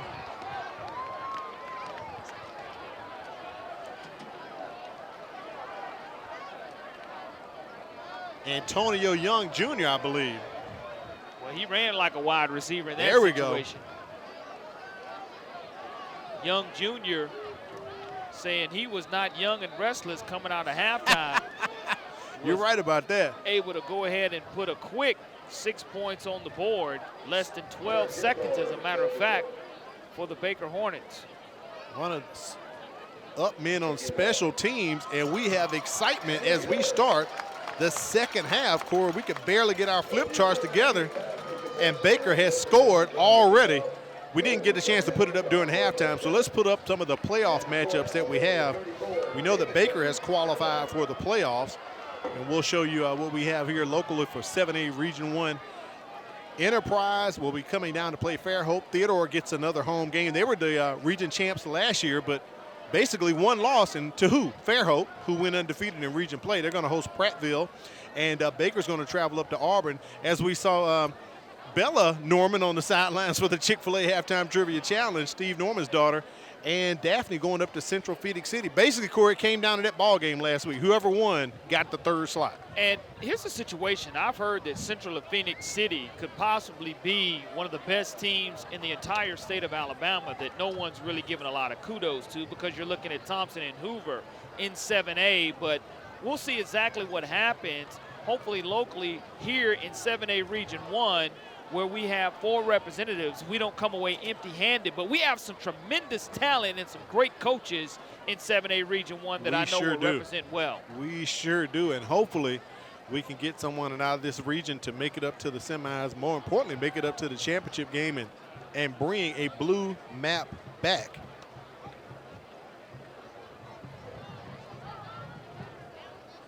So Baker scheduled to receive the ball in the second half. Instead of bringing on the offense, special teams scores, and now they're going to kick it off to Davidson. Let's see what the Warriors can do here, as Baker has exploded on top 34-7. And that just gets the hooligans going here in the third quarter. Poe going to retrieve that one at about the 8-yard line. Goes to the far side, waiting on some blockers. Back up the middle he goes to about the 33 or 34-yard line. Let's get up the 6A Region 1 playoff. So Saraland, region champ in our area, they're going to host Wetumpka Spanish Fort. They're playing Daphne tonight, the Battle of I-10. They're going to host Calera, and McGill and Baldwin County are going to have to travel. Congratulations to the Baldwin County Tigers. Corey, first time about 6-7 years they made the playoffs. Had an opportunity to see them play the LaFleur Rattlers last night. And Helena is down here at Mobile playing the UMS Wright Bulldogs. Sure so is. They'll go back up 65. And they'll have an opportunity to have Baldwin County trail them next week. But the Baldwin County staff, Scott Riles, congratulations to them. 1st and 10 for Davidson. Fick just going to keep that one as he gets across the 35. Let's see what forward progress. They're going to stop him at about the 37-yard line. So we'll give him credit for about 3 yards, 2nd and 7. Here's 5A Region 1 UMS right there, the local champs hosting Marbury. Selma coming down to take on St. Paul's. and Faith Academy and BC Rain going on the road. And congratulations to Coach Lawrence Yeldon, gets the Red Raiders back into the playoffs, Corey. Absolutely. They're playing Mobile Christian tonight. Things aren't going the way he wants to, but things are going the way he wants to in regards to getting his team into the playoffs and gaining an additional game. They picked up that third region win a couple weeks ago on a Thursday night against the floor. We had that broadcast. Poe on the move, goes into Baker territory near the 40-yard line. Davidson on the move here. Lastly, 4A Region 1, Viger Region champs. They fell last night to St. Paul's. They're going to host West Blockton. That game will take place up in Citronelle. And Jackson, think about it, the big wins over Mobile Christian and Williamson they had secures the second seed. Mobile Christian and Williamson will have to go on the road. They met last week, Corey, basically for a battle for 3 and 4, just like we had here with Bacon Daphne last week. Absolutely, and when you start talking about these playoff matchups next week, again, a lot of these seniors playing their last game here, and, you know, Davidson's just going to continue to pound the rock and what they do, which is have the 1-2 punch of Poe and Butler. And Poe, he's trying to hit the 1,000-yard mark on the season, and I guarantee Coach Cawley will try to continue to feature him and feed him in the second half to try to make sure he does get That's right. that 1,000-yard mark. Poe's the senior and Butler with that carry. Butler's a sophomore. You talked about it in the second quarter. We'll get a couple more years to see this young man if he can stay healthy and be injury-free. Second and short. They give that one to Poe. I believe he has enough for the first down, and they're going to move the change. BC Rain on top of Mobile Christian at the half, 16-5 right there as the MCPSS scoreboard ticker goes across the screen. The chains do move, so first down for the Warriors at the Baker 32-yard line. And if you're the Davidson Warriors, you just want to continue to pound that rock. You wanted to get that stop coming out of halftime. We're not able to stop that electric return that resulted in a touchdown for the Hornets, but you are able to answer and continue to ground and pound here and plow away at records. Ball actually spotted at the 31. Butler on the carry, but he runs into a wall of Hornets as they'll push him back about a yard loss. 2nd and 11 coming up for Davidson. Jason McMillan, the 6'2", 220-pound defensive lineman on the stop. 2nd down and 11 yards to go now as the wind really is gusting and picking up. Really is, Corey, blowing our flip charts around everywhere here atop the press box.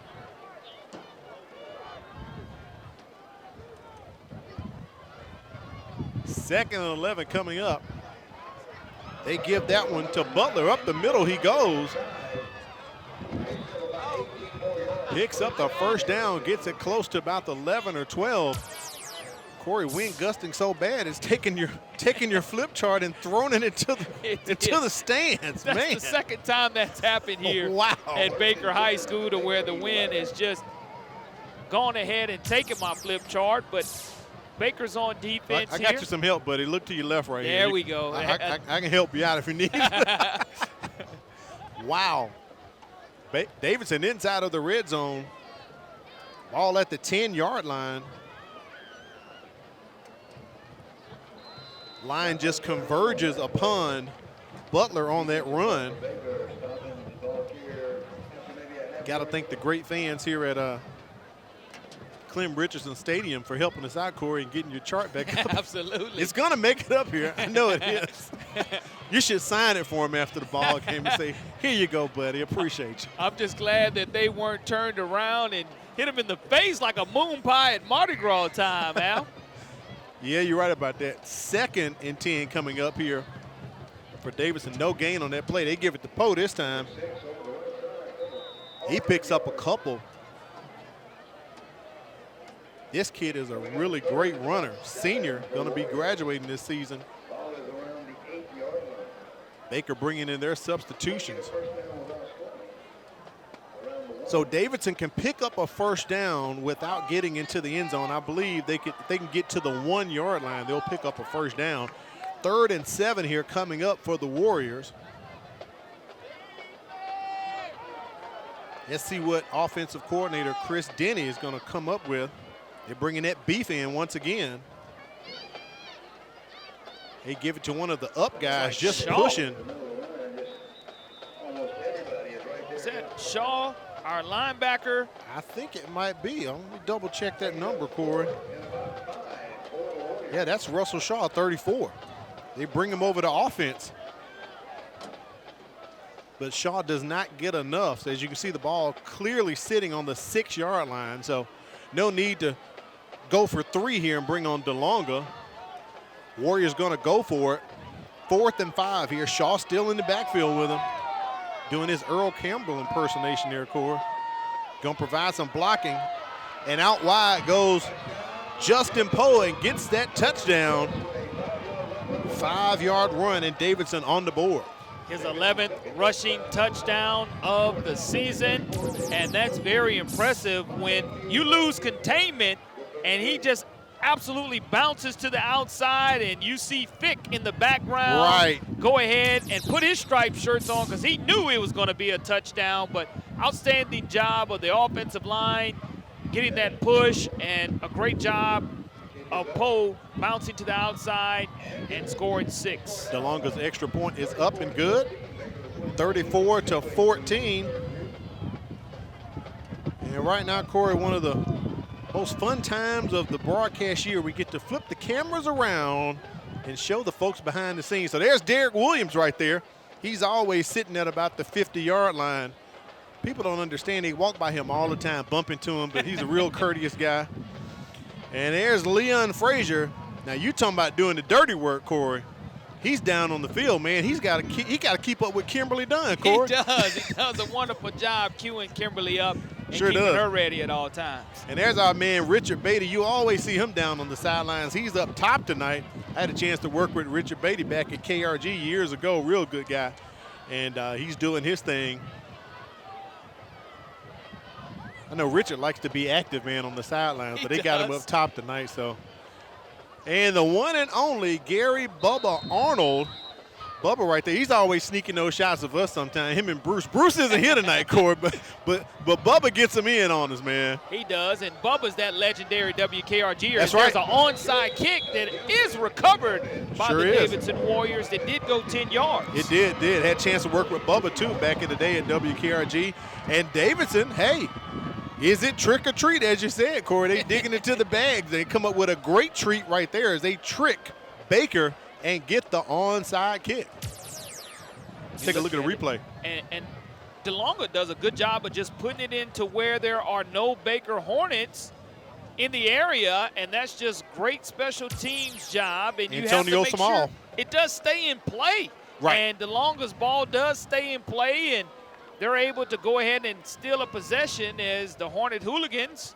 And Buzz not too happy about that call right there. He's not at all. And right at the 39-yard line now, the Davidson Warriors will again give us a steady dose of Poe and Butler here on this drive as they take over in Hornet territory. As you like to say it, Corey, Davidson steals a possession right there, and they go right back to Butler. He's and still look up. at him move, Corey. He's hitting the circle button, the square button, the X button, picks up a first down, and the Davidson Warriors fans, they're getting excited. Well, one of the things that, again, you have to give hats off to the Davidson Warriors fan base tonight. They have showed up and showed out here at Clem Richardson Stadium, and that was a great run by Derek Butler. Go ahead and keeping his great balance, showing his agility, his speed, his quickness, showing the total package of things to come here for this dynamic running back who has over 500 rushing yards of the season. 1st and 10 on the 25. They're going to go with Poe, the other 2-1-2 punch. And Poe runs it close to about the 16-yard line or 17 on the carry. Helps his buddy Isaiah Kaiser up. Kaiser tries to block down the field for him, but gets rolled up from behind, and that's why Kaiser is slow to get up. But that's what you want to see, your wide receivers blocking 15 and 20 yards down the field. And now the Warriors are in Hornet red zone territory with the ball being spotted right at the 16-yard line.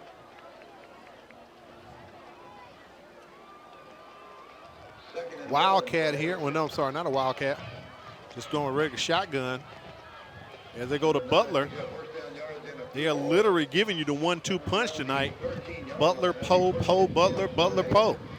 Well, with our score being 34-14, Davidson wants to go ahead and find a way to get back in this thing. And Baker doesn't want to be caught looking ahead to where their next destination is, which is in Auburn, Alabama, next week taking on Auburn High School. As Auburn, again, mentioned earlier in the broadcast, they're taking on IMG Academy. So Baker's hoping that IMG is softening up the Auburn Tigers for them tonight. Ball on the 13-yard line. Davidson can pick up a first down without having to score. They give it to Poe. He cuts it outside of the numbers. Make sure you stick with us. We'll have our last game of the week brain buster question. Corey, we're going to have to give you your EQT tonight. This is the end of the quarter exam for you, so we had to kind of tighten it up a little bit for you tonight.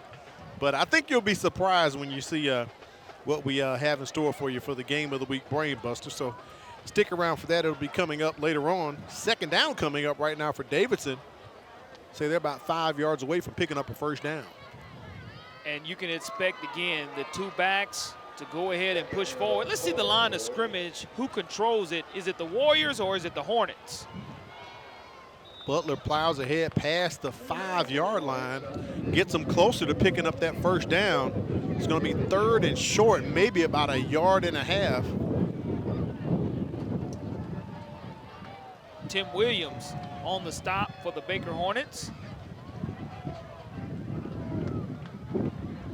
Wind still blustery here at Hornet Stadium. 3rd and short coming up.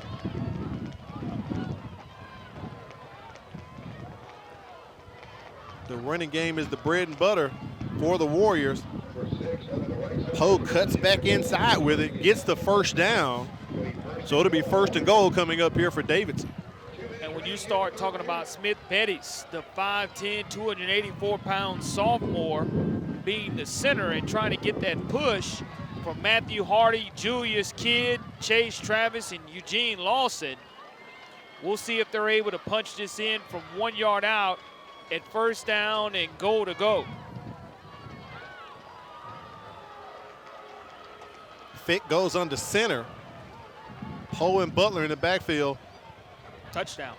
That's a touchdown. I was wondering did Fick ever get the ball from the center? He did. It looked as if it was a fumble snap, but touchdown for Davidson. It wasn't clean. It was not a clean exchange, that's for sure. But when you only have 1 yard to go, as long as the ball does not hit the turf, you can see Coach Carley on the sidelines laughing about it. And it's just one of those bounces that did not go their way right before halftime. Same thing happened and almost. If you're looking at that scoreboard, how big was that score could have been right before the half at the 2 yard line?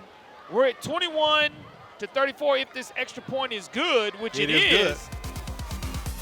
134 remaining. So think about it, Corey. If they had scored before halftime, they would be within one score right now. Baker on top 34-21. You're watching the MCPSS High School Football Game of the Week. When we say Bishop State Community College is a great place to start, we really mean it. Want to major in psychology, engineering, criminal justice, English, history, or something else? Take your general education courses with us, then transfer your credits to the four-year university of your choice. Want to learn a trade and go straight into the workforce? We have the programs and the trainings to help you land a high-wage and high-demand career. Save time and thousands while conveniently taking classes safely online or on campus. Register now, bishop.edu.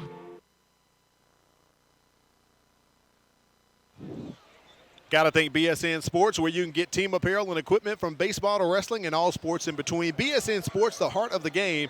Visit them online at bsnsports.com. And got to thank Firehouse Subs. They've been with us the entire season. Special thanks to Jim and Susie Sherman at the Greenlight Road location. So make sure you stop by that Firehouse Subs and show them love as they showed us love all season, Corey. Absolutely want to thank Jim Sherman for sure. He was at the store this evening when I picked up the sandwiches. And this has been his second consecutive year helping us out here on the network, and want to thank him tremendously. So please go patronize him and let him know thank you for their support of the MCPSS television network.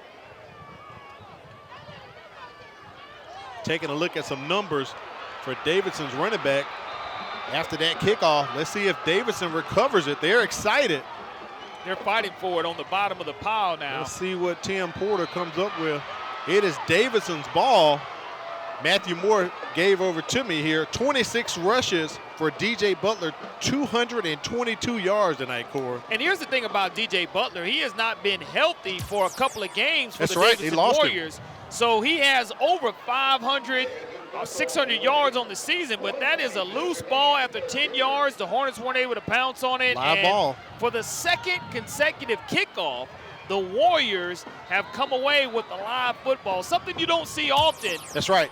On consecutive kickoffs is the offensive team, the team who's kicking the football to recover.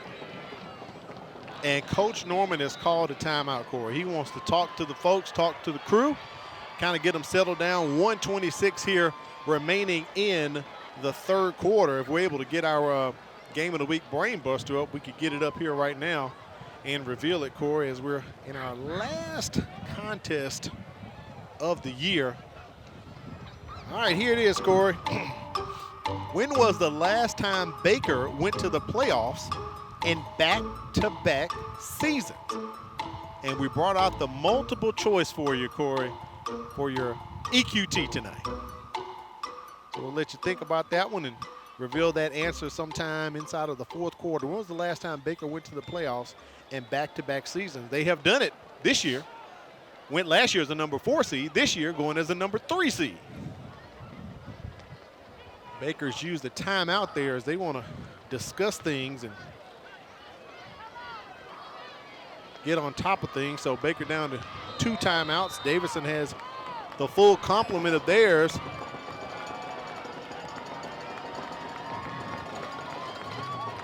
First and 10 for Davidson as they fake the handoff. First time seeing play action, and that ball tipped intended for Poe. Second and 10 coming up for the Warriors. Vic wants to throw the football for the second time tonight to his running back, Poe, when again, you just hate to see Poe moving on to that next level because you would really want to see one more year of Butler and Poe, the 1-2 punch together and healthy an entire season. But we know Justin Poe's going to move on and further his education and do a great job if he continues to play football or whatever he decides to pursue. But Butler is going to take up the slack next year and be a phenomenal back. They hand that one off to Poe. Up the middle he goes. Falls over the 20-yard line. Picks up maybe 3 or 4. Third and long here for Davidson. Big play call coming up for the Warriors. And as you said at the beginning of the contest, why hold back for Coach Rick Cawley? I'm sure if they don't get it here, they're going to go for it on fourth down. Fourth down territory is going to be, you have nothing to lose as you're looking at coming into this game at 3-6, 3-4 in the region. Baker has an opportunity to move to 7-3. That's so right. Go ahead and roll the dice and make it fourth down territory. They hand off to Butler. He breaks outside. KJ Beckham tried to get him on the ankle tackle, could not, but he did disrupt his run to force him out of bounds. It'll be 4th and short coming up here for the Warriors. If you're defensive coordinator J.C. Todd, you're letting your defense know, cannot allow them to break containment, cannot allow them to bounce to the outside. But here it is, 4th down and 3.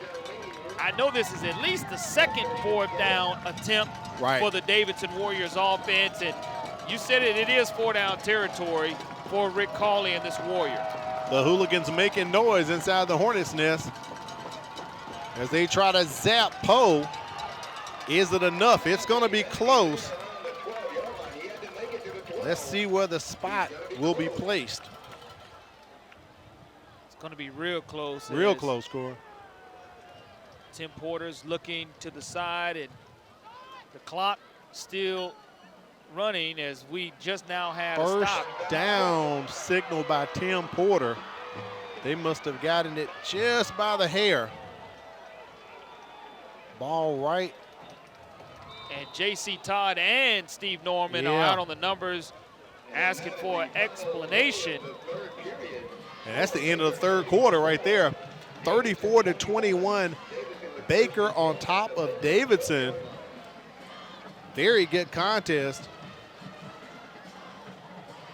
Al Weed and Corley Bounty, Kimberly Dunn on the sidelines, and Coach Norman walking out on the field looking for the explanation. But, Corey, we're going to put up the question, our last game of the week, Brain Buster. Here it is. When was the last time Baker went to the playoffs in back-to-back seasons? Let's just roll the dice, Al, and say B for Baker. B for Baker. Corey says 2012 and 2013. So, Miss Diane, if you can press the button. Actually, it's A, Corey, 1989 and 1990. You know, when you start looking at 1989 and 90 being 30 years ago for this Hornet program, to hang their hat on back-to-back years. Back-to-back years. That's very impressive.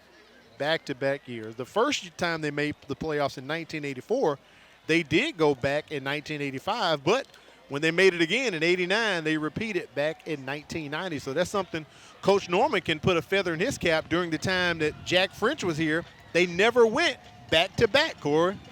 And that's something that Steve Norman, again, Baker being the second largest school in the state of Alabama, that's what you want in this West Mobile program, and that's what you're getting. And fourth quarter play, let's see if the Warriors can turn the corner. Fick under center. Hands it off to Butler. And he is just stifled right there at the 10-yard line. His progress held up.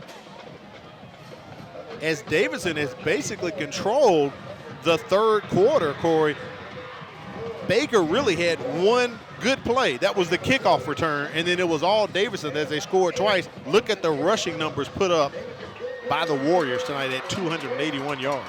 But right here at 8:57 p.m., one thing that we have not seen a lot of are those yellow penalty flags. You're right about that. Justin Poe cutting back to the inside. And the Hornets tackled him at about the 7. And Coach Norman told us he's not trying to hold back. He wants, his guys to play this game all the way out. With them having clinched the number 3 seed and you want to stay healthy, still has his main starters, his main guys in this ball game. Leave it all on the field. Both teams are going to do that.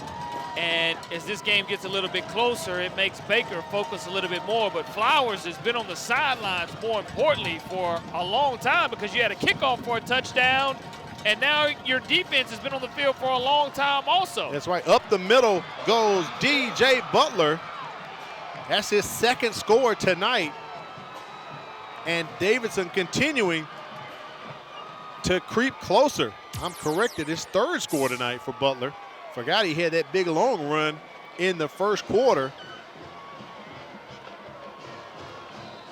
As he plows that one in for 7 yards. Butler, again, just showing his versatility as you hit the up back. And, when you hit the hole, you have to credit the offensive line creating that hole. Matthew Hardy, Julius Kidd, Smith Betties, Chase Travis, Eugene Lawson, kudos to you and the techniques that you're using, coached to you by Blaine Clausel, getting 6 more on the board and now adding 7 because the point after is good.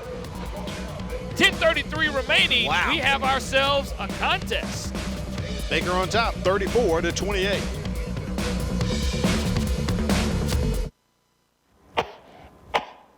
What's the matter, baby? You're not feeling good? School-aged children are at a higher risk of getting and spreading germs and viruses. To help protect the spread, students are encouraged to stay home when sick. Parents, it's important for your child to remain at home at least 24 hours after they no longer have a fever of 100 degrees or higher without the use of medications.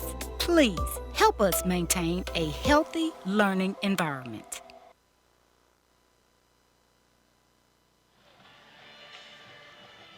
Don't forget to mark your calendars. November 11th coming up, Veterans Day. All schools and offices will be closed, so make sure you mark your calendar. Coming up, Veterans Day, November 11th. Corey, you talked about Josh Flowers on the sidelines. Let's think back to it. Second half kickoff, touchdown for Baker. Davidson gets the ball. Baker gets it back, go 3 and out, and Baker offensively hasn't touched it since then. And we'll get a chance to see what Flowers is going to come away with here with 10:33 remaining here in the fourth quarter.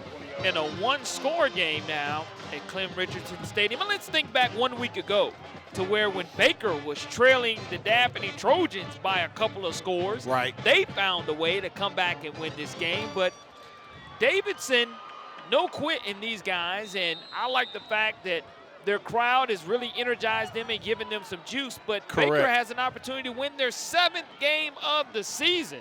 Something they have not done since 2014. That's when they went 9-2. So it's been almost 7 years since they've won 7 regular season ball games. Hawkins on the run for the Hornets. He goes a long way, Corey, to pick up about 3 yards. I think he ran 12 or 15 to get 3. The clock's still running, and when you start looking at the timeouts to the left, Davidson has 3 timeouts remaining. Baker has 2. So Davidson's defense right here really needs to just buckle down, find a way to get this stop. Defensive coordinator John Lambert calling the signals from the sidelines. Baker running a little misdirection, give it to Zion Davis, and he is stopped for no gain. Back-to-back touchdowns by DJ Butler for Davidson has brought them within a score as they were down substantial at halftime, 27-7. Crept back into this ball game here. 3rd and 7 coming up for the Hornets. Decision time for Chase Calcagney, offensive coordinator. What are they going to dial up right here? They need Uncle Mo. They need Uncle Uber, Uncle Lyft. They need them all right now, Corey. Hawkins or Williams. Flowers throws off his back foot. Gets it to Javen Williams. I thought his forward progress had enough. He came back into the down marker for the first down. Let's see whether he spot this. He's short, but there's a flag, Corey, on the play. It's got to be a holding. I'm thinking holding too, where it's thrown at. Let's see what Tim Porter says. The back judge, or our white hat rather, Tim Porter. Let's see if he goes and picks up his penalty flag after the discussion with his crew, because he definitely threw a flag. And those flags typically, the area typically indicates possibly a hold.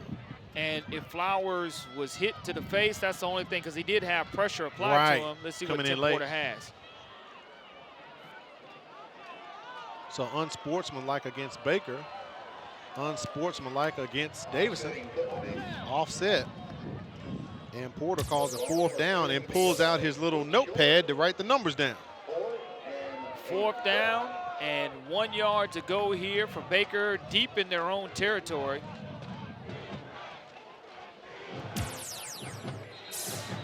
So it looks like some of the big uglies were scrapping after the play, Corey.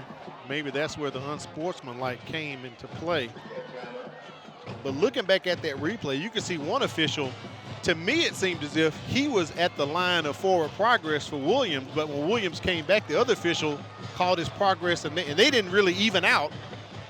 And that latter official looks like he had the spot about maybe a ½ yard short from where we can look at atop the press box here. Because it was on his side of the field, his right. hash to call that. So the FAR official decided that he did not have enough. And after we pick up the penalty flags and we assess what we have, we'll have 4th down. It looks like still 1 yard to go. And it looks like Baker's going for it. Ball sitting at just shy of the 39. I'm going to say it's between the 29 and the 30.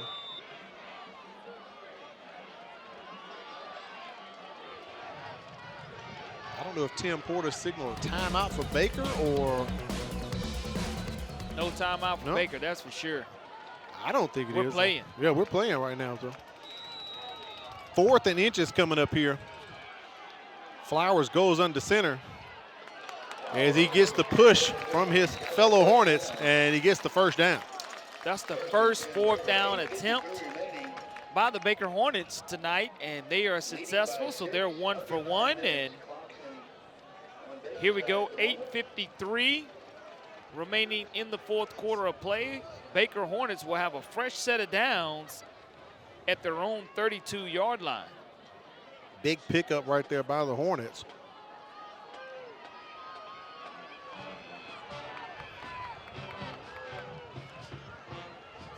Jamar Hawkins goes into motion, lands up into the slot.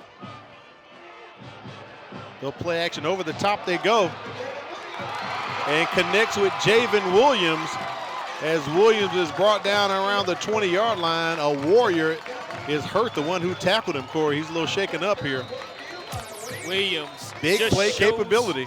Shows his blazing speed, and Flowers shows the accuracy that he has and catches it in stride, and because of it, the defender lands on top. I think that's Antonio Small. It is Antonio Small, the 5'8", 143-pound senior on the far sidelines, being tended to by the medical staff. And again, just another great throw by Flowers. But when you have the type of weapons that Flowers has on the outside and the perimeter, Hawkins and Williams, and then you have the ability to use your feet also, it just creates problems for the defense. We'll take an injury timeout right here and come back, bring you more action for the MCPSS High School Football Game of the Week. Is your child interested in attending one of Mobile County's award-winning magnet schools? Applications are being accepted now through November 15th. From elementary to middle school, we have a wide variety of educational options and choices for you to choose from. Whether your child is interested in math or science, performing arts, technology, or college prep, we have options for you. Time is limited for you to enroll in our nationally recognized magnet school program. For more information and to apply, go to mcpss.com/magnet applications. We welcome you back to Clem Richardson Stadium. It's Davidson versus Baker. Al Weed and Corley Bounty on the sidelines. Kimberly Dunn bringing you our last contest of the season here as they help Antonio Small off the field. Big play right there from Josh Flowers to Javen Williams. Williams already has 2 touchdowns tonight, Corey, but he hauled in a big one right there. It got the Hornets out of a hole. Ball on the 19-yard line of Davidson.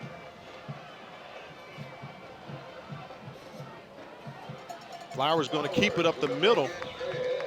Picks up a couple as we are under 8 minutes remaining here in this contest. Second and 9. We are under 8 minutes.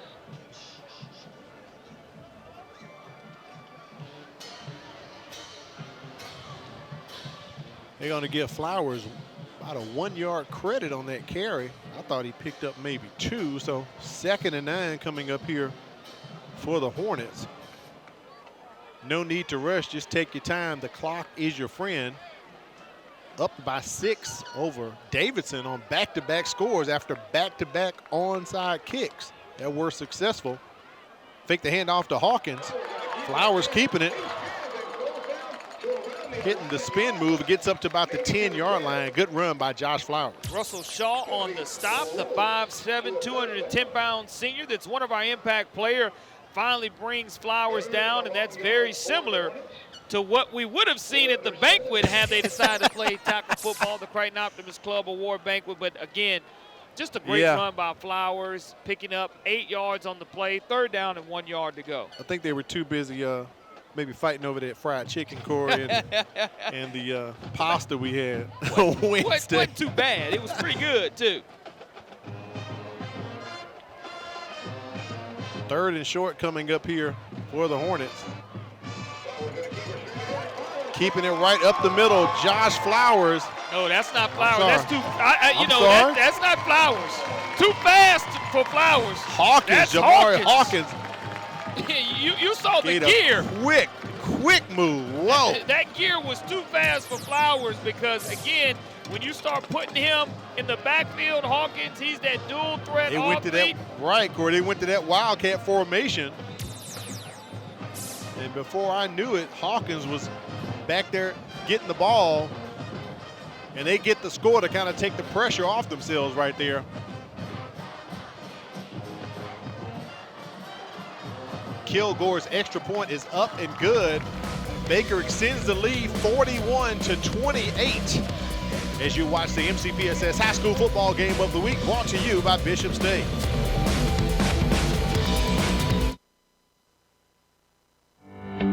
If you look at the numbers, Mobile County Public Schools is making great strides. With more than 53,000 students, 7,000 employees, and 90 schools, we are consistently increasing our four-year graduation rate and our first-class pre-K program. We continue to strive for national recognition and continue to prepare our students for the global workforce. And we do all of this with one goal in mind, to equip and empower college and career-ready graduates. Mobile County Public Schools. We're learning today, leading tomorrow. We welcome you back to Clem Richardson Stadium. The Hooligans getting a bit excited, Corey, after that touchdown by Jamari Hawkins. Kind of lifted their spirits. They had gotten quiet for a while because Davidson, after back-to-back scores, had silenced the crowd. Well, here it is. Davidson going to receive this football, and we'll see what they do with it because, again, they still do have their 3-timeout allotment here with 6:14 remaining in the fourth quarter of play. But that's what the Baker offense needed to get their Hornet Hooligan fans back into the game, because the Davidson Warrior fans have not gone anywhere, and they're standing by their team till the end of this game, and this kickoff's going to go and be returned by the Warriors. Coming up past the 30 and 35-yard line for Davidson on that run back, Jacody Harris. Nice kick return there. 6:04 remaining in the contest. There's our scoring drive. 8 plays, 80 yards, wrapped up by an 11-yard run by Jamari Hawkins. But Key was picking up the first down, Corey.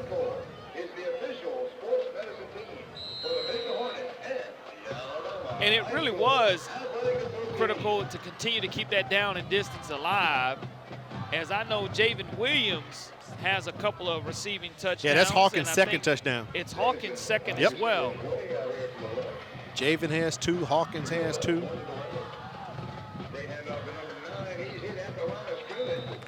And don't forget that kickoff return by Rod Taylor to start us off in the third quarter as well. Second and long coming up here for Davidson.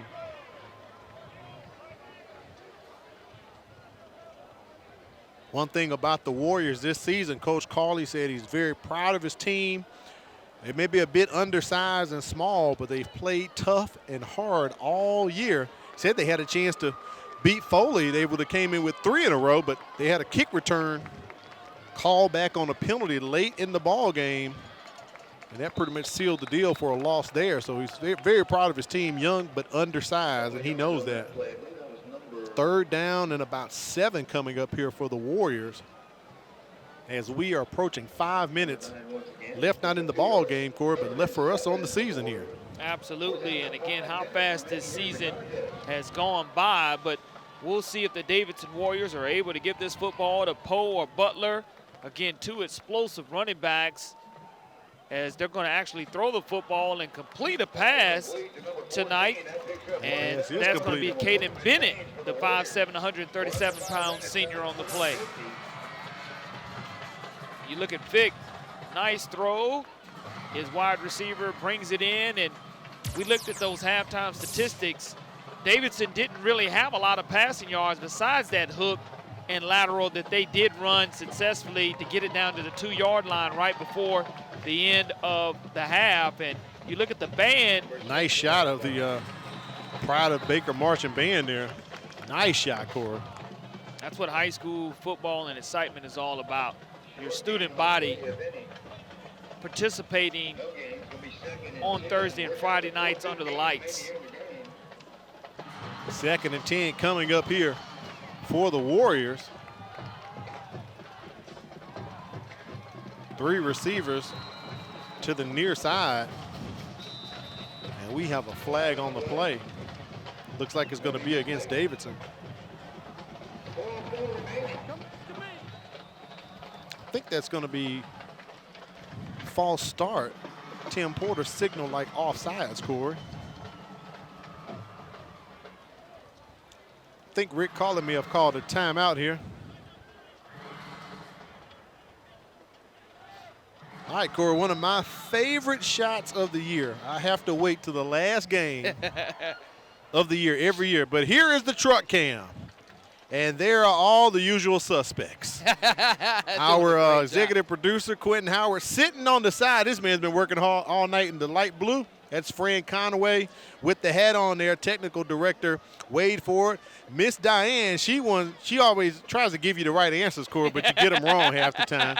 Charles Martin sitting in the back. That's our IT guy on replay all season. And the man that allows us to sound so smooth and debonair, Eric Lowe back there handling audio, Corey. So my favorite shot, the truck cam right there. Absolutely. And that's the best, man. They brought that to us a couple of years ago, and we get a peek inside of how everything is run here at MCPSS TV. But they do an outstanding job, and I love this time of year when August rolls around knowing that I want to work with an outstanding crew that's in the truck. I saw Fran down on the sidelines checking some audio and pulling cables before the ball game. Wide open down the middle. They connect with Poe, but Corey, the turf monster, eats him up at the 18-yard line. He was more worried about making the catch, and he goes down with an injury. Not sure if it's a cramp or Charlie horse or what he has, but he definitely went down quickly as his team trying to stretch him out. Maybe that could have been the reason why, because he was wide open going to the house for 6. If he had to stretch out for this to where he had sent himself, no, he just takes a bad, kind of like you said, the turf monster grabs, and then he immediately goes back down afterwards, and the trainers tended him in. He's in tremendous pain, but that's a great catch that he made nonetheless, showing his continued versatility, not only being able to run the football, but catch the football out of the backfield also.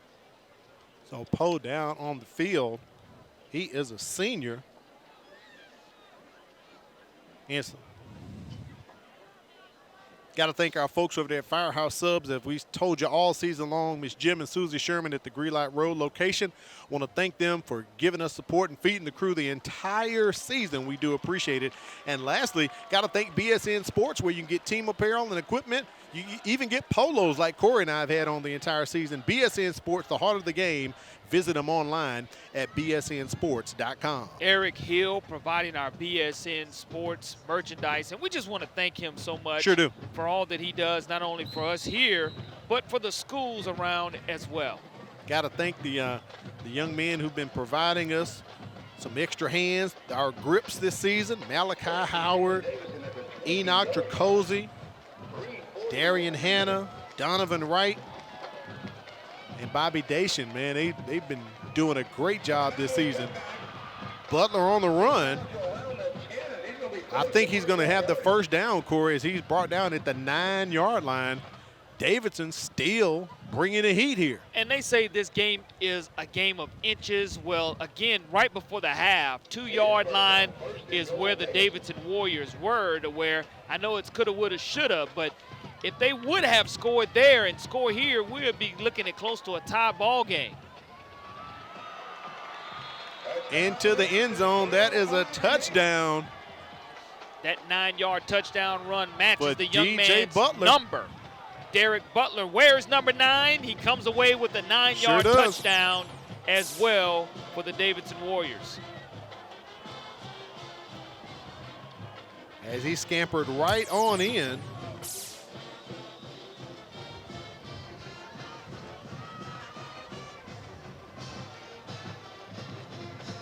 That's Butler's 4th touchdown tonight. DeLonga's extra point is up and good. 41-35. 3:05 left. It's still good. There's a shot of one of our grips right there. Doing a great job for us for the MCPSS High School Football Game of the Week. Our children with special needs deserve a place to play. That is why we are coming together to build the Miracle League of West Mobile Schmidt Family Park. It will include a special needs ball field and playground, regulation baseball and softball fields, and more. We have raised more than $1 million and construction will start soon, but we need your help to complete the project. Visit mcpss.com/Miracle League to donate and to learn more. Any dollar amount will help bring a smile to a child's face. Together, we can make a miracle.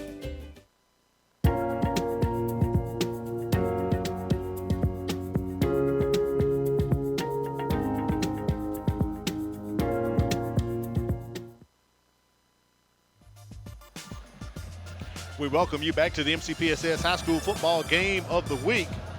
DJ Butler picked up his 4th touchdown has rushed for 263 yards. And that onside kick is brought in by Baker. Jaden Campbell, he's trying to take it to the house, but he takes it into the 30-yard line, almost close to the 25 of the Warriors.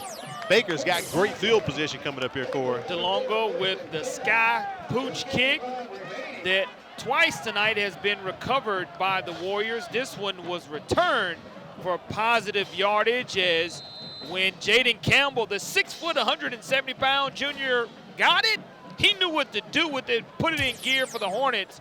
But let's go back to Derek Butler. 4 touchdowns tonight. He had 4 touchdowns total coming in, so he's already doubled up his season total, going from 4 to 8. And congratulations to this young sophomore, but Baker now, Flowers in a quarterback, we'll see what they're able to come away with before the penalty's called. Flag on the play. Right now, Flowers 8 for 11, 240 yards, 4 touchdowns passing, 1 on the ground, 32 yards rushing. 5-yard penalty, remains first down. So, Corey, we got a few choices tonight for our Career Tech Education Player of the Game to put up. I mean, great numbers. Javen Williams has had a great game. Josh Flowers, DJ Butler, as we just talked about him as well.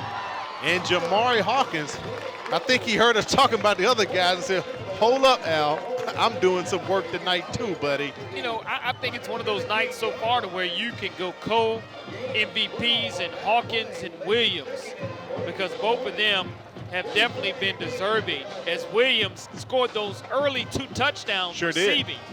And Hawkins has been the story here in the second half, but these two guys are definitely the 1-2 punch. To me, they're the most explosive wide receiver tandem in the Mobile-Baldwin County area. Right now, you have a quarterback who can get it to him. That's special too. Right now, Williams with 3 touchdowns. Low snap to Hawkins right there. They went back to that Wildcat. And very smart for Hawkins to fall on top of that one, Cora. And Flowers is taking the offensive signals from the sidelines.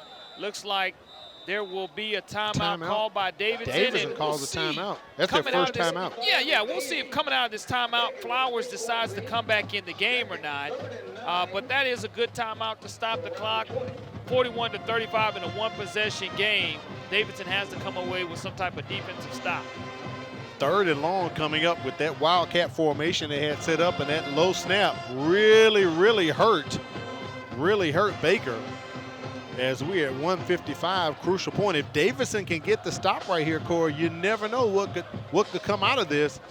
Down just 35-41 to Baker. Well, you're at 3rd down and 8 yards to go, so you have defensively a great strategy in order to stop, because you kept those timeouts in your pocket, and now you have 1 timeout remaining with 1:55 to go here in the 4th quarter. And we know when Baker calls a timeout, they draw up a good play. Chase Calcagney and his offensive mind. Let's see what they may draw up. Flowers is back in the ball game.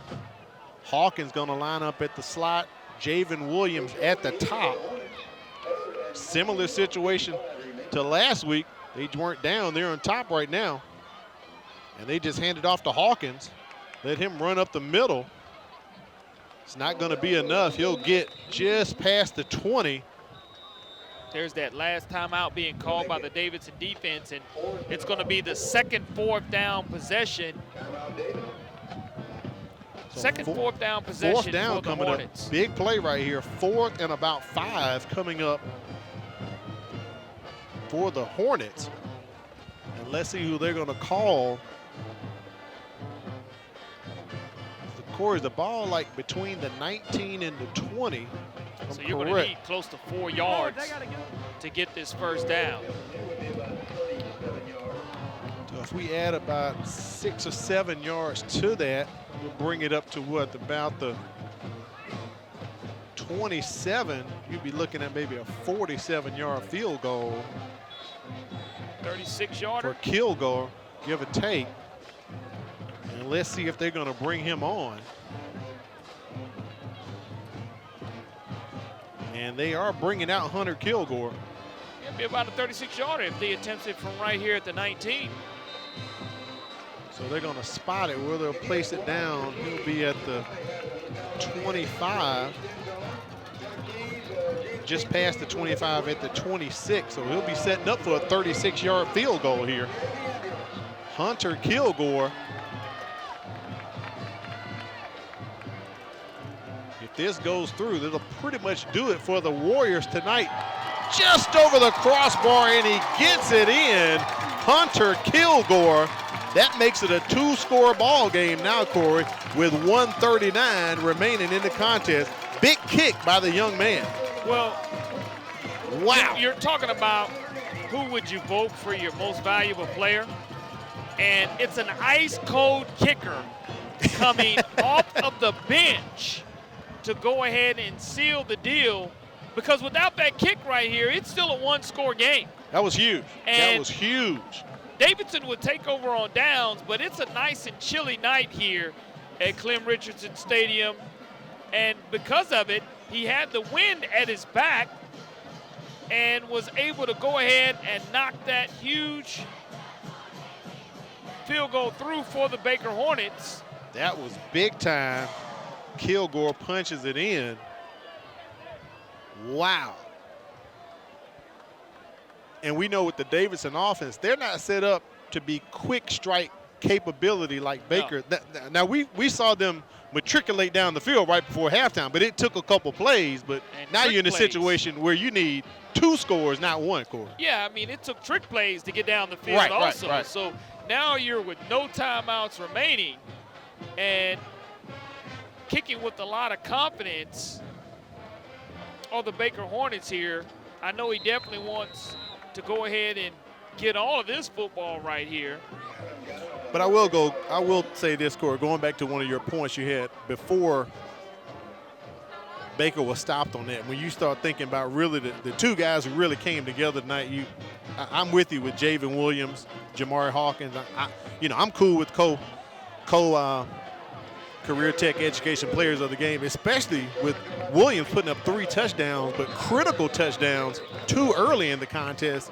And then later on, as we know, they'll go to Hawkins at any time. Yeah, I mean, those 2 guys are electric. And if you're a Baker Hornet fan, you just have to go ahead and remember these 2 young men and what they were able to do for your program. Right. And the explosiveness that these 2 young men have. Both and seniors, Javen too. Williams, 6 foot, 160-pound senior. Hawkins, the 5'10", 170-pound senior. So it's hard to get guys like that along with your sensational sophomore and Josh Flowers together on the same page. But these 2 young men, we saw them early in the year against Theodore, be explosive and electric, and they've continued to do that the entire season.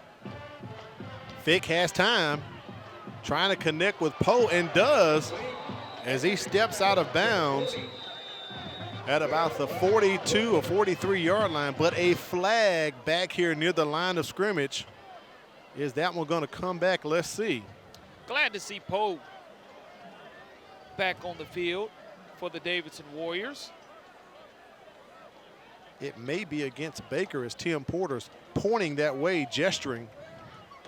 Personal foul, roughing the quarterback, 15 yards, first down. So Baker helping out Davidson right now, Corey, with them down 2 scores. That's going to put them 15 yards closer to possibly getting into the end zone. 124 with no timeouts remaining. Davidson trailing 44-35. So it's still a 2-score game, but Fick doing a good job of. Fick releases, and there's the hit right there, just pushed down by Byers. Threading the needle on that throw. And Fick threads that one across the middle. Is it complete? They're going to say it is complete. Brought in at about the 19-yard line. No, incomplete. 2nd and 10. So pass is incomplete. 2nd and 10 coming up here for the Warriors. We'll try to get our Career Tech Education Player of the ball game up. Thought I saw some motion by one of the Warriors receivers. No flag came in. Fick has to eat that one, Corey. 3rd down now, 11 yards to go. And there they are, Corey. Career Tech Education Players of the game tonight. Javen Williams with 3 touchdowns. Jamari Hawkins, as he picks up 2 touchdowns as well. But critical scores that those young men had for the Hornets. Flag on the play, possibly a false start. There's the sign from Tim Porter. It's going to push the Warriors back 5 more yards. It'll be 3rd and about 15 coming up here for Davidson. But what I love to see is the fact that the offense, 5-yard penalty will remain. 3rd down. You have 2 seniors to go out on senior night with the Career Tech Most Valuable Player and the Baker Hornets in their regular season on a winning note here on senior night, and also one on homecoming. So That's you go 2 for 2, homecoming win and senior night win. We are under 1 minute as Fick rolling into the pocket, needs to get out of bounds to stop the clock, and he does. And a late flag comes in. That's possibly going to be some unsportsmanlike right there. 36.8 seconds remaining here in the contest. Calvin Irby on the stop and going to be called for that personal foul. Personal foul. That'll add 15 on top. And, you know, Fick showing his elusiveness. Right. Left-handed quarterback, goes ahead and tucks it away, gets to the sideline, takes a stiff arm, and right there you just have to let the quarterback go. 5 yards out of bounds. And you could, Corey, you can hear the Boo Birds here inside of the Hornets' nest expressing their displeasure. No quitting these Davidson Warriors. Absolutely. Fick rolling out to his right side. Does have a guy in the end zone. Incomplete. It was close, broken up by the Hornets. And kudos to a left-handed quarterback rolling to his right, trying to fit it in a tight window. To his weak side there. Was not able to do so, but running back gingerly to this Baker defensive huddle. Davidson trying to pick up a win against a ranked team since 1984. The Warriors are 3-15 against ranked teams in 7A, as Baker is ranked number 10 in the state. But down 2 scores right here. 2nd and goal for the Warriors.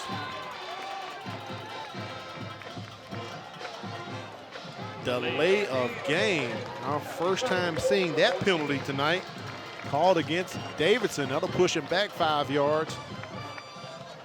But what you have seen is this Baker offense averaging 32 points a game and now has 44 tonight.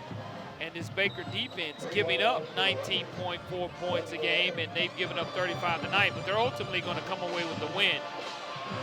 Fick scrambling once again. He is hit and knocked out of bounds. Showing his swift feet. He's just a junior, so he'll be returning back next season.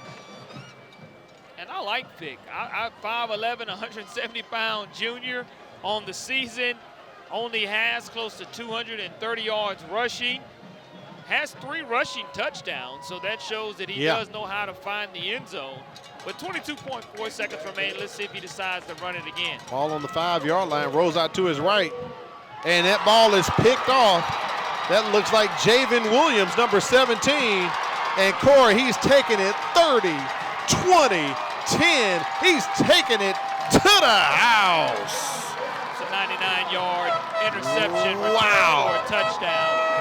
Javen Williams goes over onto defense. And Corey, he just shut it down. Yeah, he comes from his cornerback position. He just reads the eyes, makes a great break on the football, and now it's just a foot race. And he does outrace Fick, and he calls to the house here at Baker and scores 6. That is Williams' 4th touchdown tonight, Corey. I will say this. His former track coach, Chandre Young, is going to be upset because he didn't run through the tape. He kind of coasted. But in that situation, he got 6 points on the board for the Baker Hornets. As Baker has put up half 100 plus one, 51-35. Cora, we started off with a couple 3-and-outs, and we're sitting here like, well, when is it going to happen? And then all of a sudden it happened, and it continued in the second half tonight with this 7A Region 1 matchup. Well, what's interesting is, you know, you saw no quit in the Warriors, and Vic rolls out and just didn't expect Williams to be able to break that quickly on the football. Right. And Williams shows his versatility as a cornerback as well as a wide receiver. So Baker has explosive athletes playing on both sides of the football. But that young man is an outstanding basketball player as well. And Williams gets his camera time here tonight on the MCPSS television network, and deservedly so. Anytime you can go 99 yards to the house. Took it to the house with the house call. Hey, Corey, I'm going to say that's the way you wrap a season up for us here, man. Wow. Senior wideout for the Hornets as they will travel to Auburn next week to try to keep their season going. He just loves football and loves basketball and just loves being a Baker Hornet.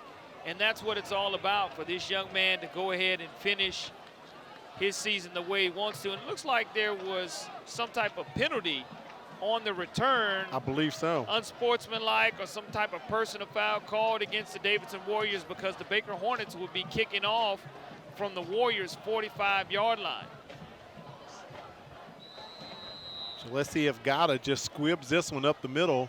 5.7 seconds remaining in the contest. And Baker looking to get their 7th regular season win.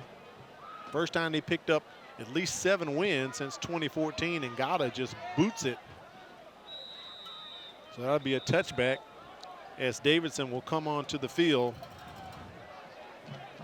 for probably our last snap of the ball game. But what an effort put up by the Warriors tonight, Corey. They left it all on the field. And that's what Rick Cawley's been preaching. Hey, right. His team does not quit. They continue to improve.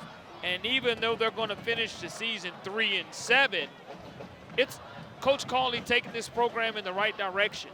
And you see the intensity. You see it was a 1-score game when they were down 2. Down 3 scores, they continue to fight back and didn't quit and cut it to a 1-score game. And ultimately the scoreboard's going to say it's 51-35. That's going to be our final. But Rick Cawley has done a tremendous job leading this Warrior program. And again, you give him healthy offensive line and the returners that he has coming back next year, Davidson's going to make some noise in 7A. That's right. 1-9 last year, but improved to 3-7, picking up 2 wins, but some close losses they had. But getting that win tonight, it is the Baker Hornets 51-35 over Davidson. And a very exciting contest at the end of the season, Corey. Typically, you don't see ball games that have such high output from both sides in the last contest, and there were no playoff ramifications or region things up for grabs. This was just the last ball game of the season. 7A Region 1 is how we finish our season here on MCPSS Television Network. A 7th win for the Baker Hornets, and they do a tremendous job of finding a way to go ahead and take a close game and finish strong. And you could talk about the fight that Davidson had. 2 onside kicks, 2 back-to-back touchdowns by DJ Butler in the third quarter. And before we knew it, Davidson had clawed their way back into the ball game, only down 6 points. Yeah, I mean, it was the running game. And when you start talking about players scoring 3 and 4 touchdowns apiece, that's when you know you have an offensive masterpiece. And we had a slow offensive start, but we had a fast offensive finish, and that's what we were expecting from the beginning of the game. I know we're going to try to get Kimberly Dunn to talk to winning head coach Steve Norman if we're able to get the statistics up before the ball game, because these numbers are huge. China Powell had her fingers over there working on the keyboard tonight, man, putting up numbers. We know, for one thing, DJ Butler ran for over 270 yards easy just by himself, Corey. Young man's a sophomore, and we're going to hear a lot about this young man if he stays healthy. That's why I know the future is bright if you're a Davidson Warrior, because you have a great offensive line coach in Blaine Clausel, and you also have great offensive linemen. And we start looking at those final numbers there. Statistics, the rushing yards, we knew going in, Davidson wanted to run the football. We knew going in that Baker was going to have to stop him, but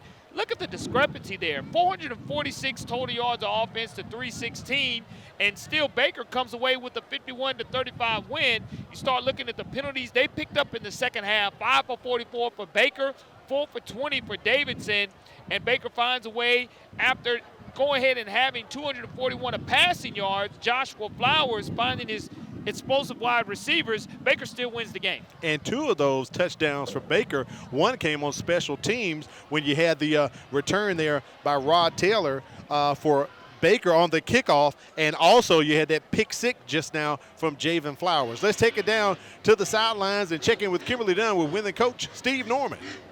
Coach Norman, congratulations on your win tonight. Not only is this your 7th win, but it is also your birthday. It is a night to celebrate. So good night to celebrate. I know that next week y'all are heading off to Auburn for the playoffs. So what can we expect from your team? Well, we got to clean up some stuff. I know we only got a week to get ready for a very good Auburn team. I don't know how at halftime I think they were beating IMG last time I heard. So they're really good, and we got some stuff we got to get fixed as you saw tonight. So, but I'm looking forward to the experience. The kids are excited about it, so it's going to be a good game. I'm excited. Yeah, well, congratulations on that win, Coach. I'll let you go celebrate with your team. Thank you. Thank you, Kimberly. We do appreciate it, and we appreciate you for joining us the entire season for the MCPSS High School Football Game of the Week, brought to you by Bishop State. Baker gets the win tonight. For Kimberly Dunn, from my man Corley Bounty, here on top of the press box for Matt Moore and China Powell, we thank you for joining us. And right now, we're going to let the names roll through the air. You've been watching the MCPSS High School Football Game of the Week, brought to you by Bishop State. Have yourself a great weekend and a great rest of the year.